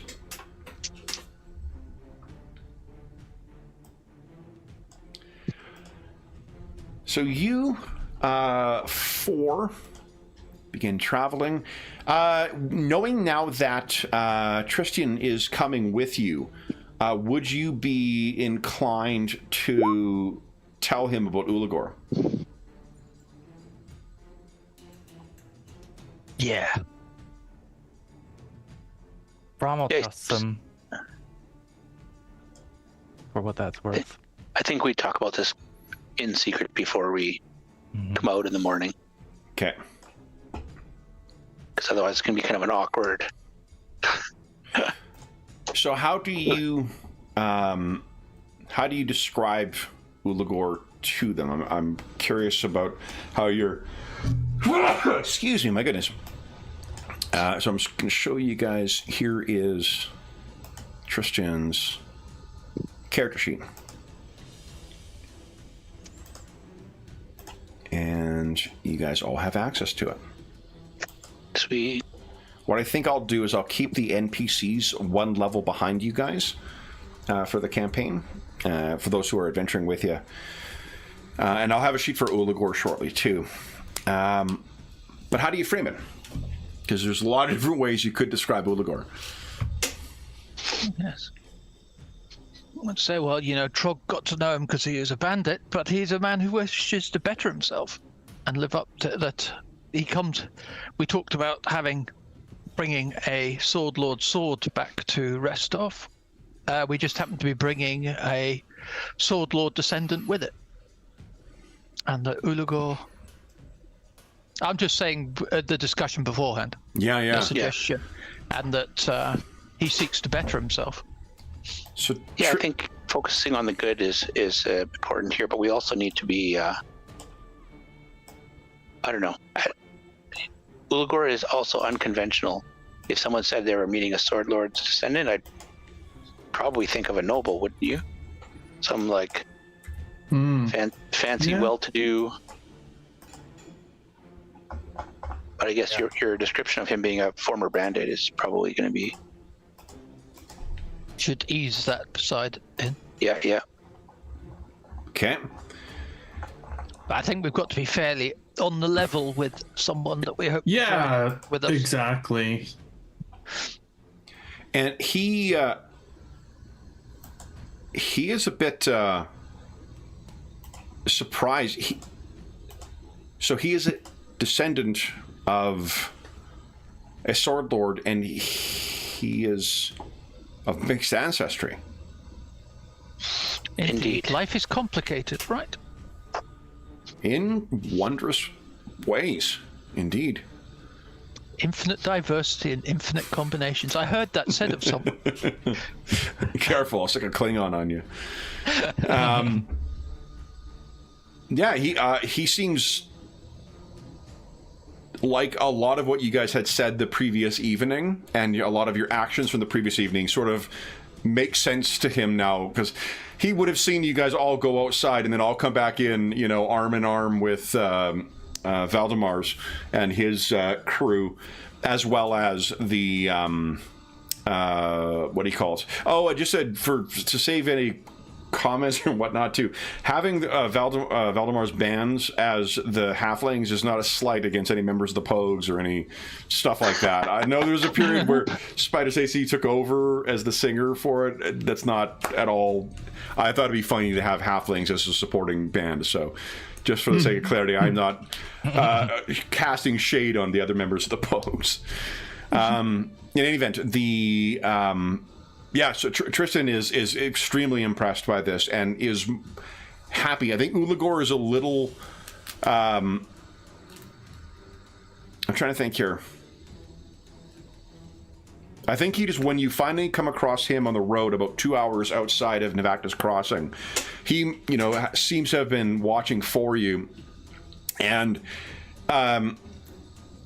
he seems to be among you before you can see him.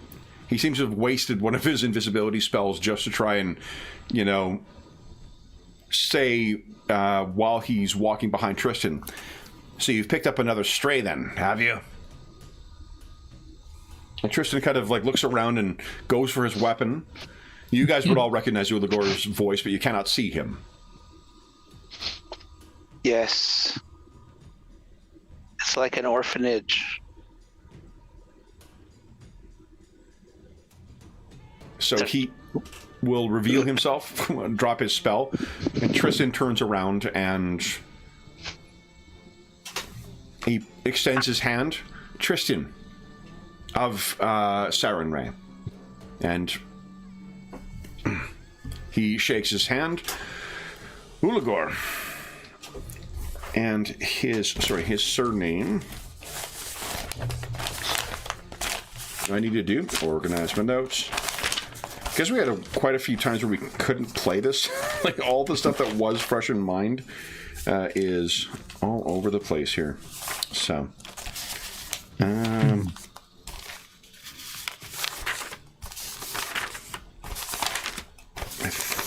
want to say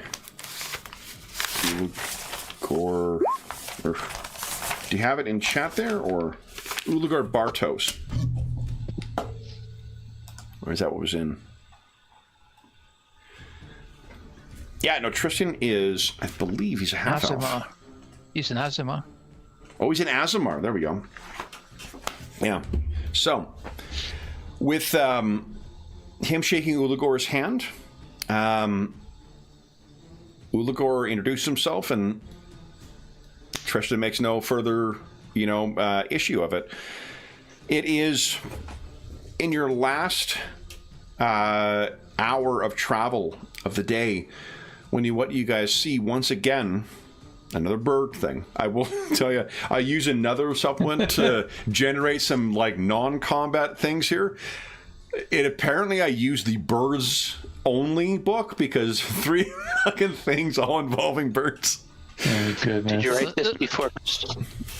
There's a shout from the front of the party. Yeah. Frog! No. No, what you see is it seems late in the day there's again another warming winds that are coming in, and it seems that there are just birds that seem to be almost small little songbirds that almost seem as if they are dancing or playing on the thermals.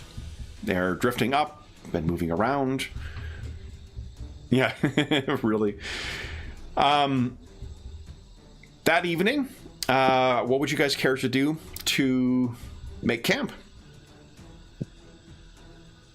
You need only survive tonight, and you'll be making your way to rest off tomorrow. Probably. Well, now that I'm going to tell a story, but now that we're in the wilderness away from the thing, I'm going to tell the story of the unicorn and the vampire. Now that I can tell Tristan safely. Sure. I think we'll give you a +1 to that too, Trug, because you've been really itching to tell that. So why don't, first off, Vaz, would you give us a survival check? If you're staying on the road again, it'll be a 14, so you're good to go. You find a campsite. Does everyone want to listen to Trog's story before you get on with your tasks? It's not around birds, then we're good. Go ahead and give us your storytelling check there, Trog. Nat 1! Come on! I rolled 20. You're unbelievable. Okay, obviously I'm getting my hero point. Nat 20! Yeah. That's more like it. All right. Ridiculous. Okay, so everyone gets a re-roll for their tasks for this evening. Why don't you guys make your respective camping checks?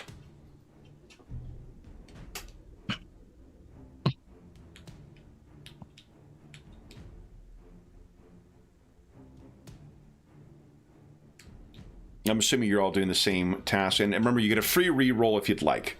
Holy smokes, Shara. That's a crit. That's a crit, Brummel. What were you making? I was gonna do the shepherd's pie, which I don't know if that's a meal 1 or 0. I'll need to double check that. Did you? No, I use my reroll for laughs because we're nearly at the end. Yeah, well, didn't do anything. That's still pretty good. 15 is still a success. Shepherd's pie is actually, I think, a little higher level. That's why you were struggling with it before. Yeah, the level 2. But a 27, that actually might be a crit. Let's see here. That was him laughing as the idea. I got a crit on my shepherd's pie. Not necessarily what every campaign is going to be itching. Here we go. DC lore is 18, so that is 1 shy of a crit. Is there anything we're missing for your modifier? I know you get a free reroll with it if you like, but that's a pretty awesome roll. I think, you know what, perhaps Tristan is going to offer to assist with cooking, just by collecting the thing. So Tristan is a 15 that he needs, and he has assurance on survival. So perhaps if he was collecting some local spices, that would give him a 17, which would guarantee a +1 to you. Okay. Perfect. So you have... so what is this? You finally nailed your shepherd's pie. Yeah, it's just like, I think having the experience of cooking these other meals in between, it's helped me unlock what I was missing previously. Mm-hmm. And this time he was able to nail it. Well, what's the benefit with the crit with shepherd's pie? I'm looking for... I don't have the meal 2 level 2 in here. I only have level 1 and Oh, 0 so you can listed find it my... in the it's in the companion as Shepherd's Pie. It's not one that we renamed. Oh, okay. So for this crit success, the meal augments physical recovery. When the eater recovers hit points from resting during the camping session, they recover an additional 4d6 hit points. And if you were drained, reduce their drain condition by 2 rather than 1. Wow, that is a hearty meal. Wonderful meal. So we got a crit on the stealth as well, which means I think I'm raising the chance of encounter by 2. The DC or for the encounter by 2. Is that right, Dave? Camouflage campsite. Yep, by 2. And you got +1 on your initiative. So let's see if there's anything that's happening this evening. A 3 and a 5. Your last evening before you head into Brevoy is absolutely restful. Perhaps one of the best meals, even in comparison to what you had in Nevatka's Crossing. One of the finest meals you've had in this entire time. And with the warm weather, like, you would be hard pressed to find. Oh, did you guys spend money on a tent as well? Yeah, we should lose 5 gold. Yeah. Okay. That was definitely the intention there. Okay, so you've got a tent. Yeah, it's just a wonderful evening on the road. And finally, Shara, by the time you finish up that shepherd's pie, you are finally not feeling sick any longer. Last thing I would like you guys to do is to once again all give us a D20 roll. Let's see what the weather is like on your final day of travel. It is... So there's no precipitation. It is a perfectly... Whoa, there's inclement weather! That was Dave's roll.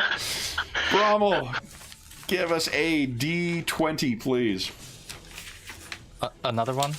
Oh, hold on. Yeah, yours was the 10, right? Yeah. So there isn't actually, sure. Trog rolled the inclement weather, so you dodged a bullet there.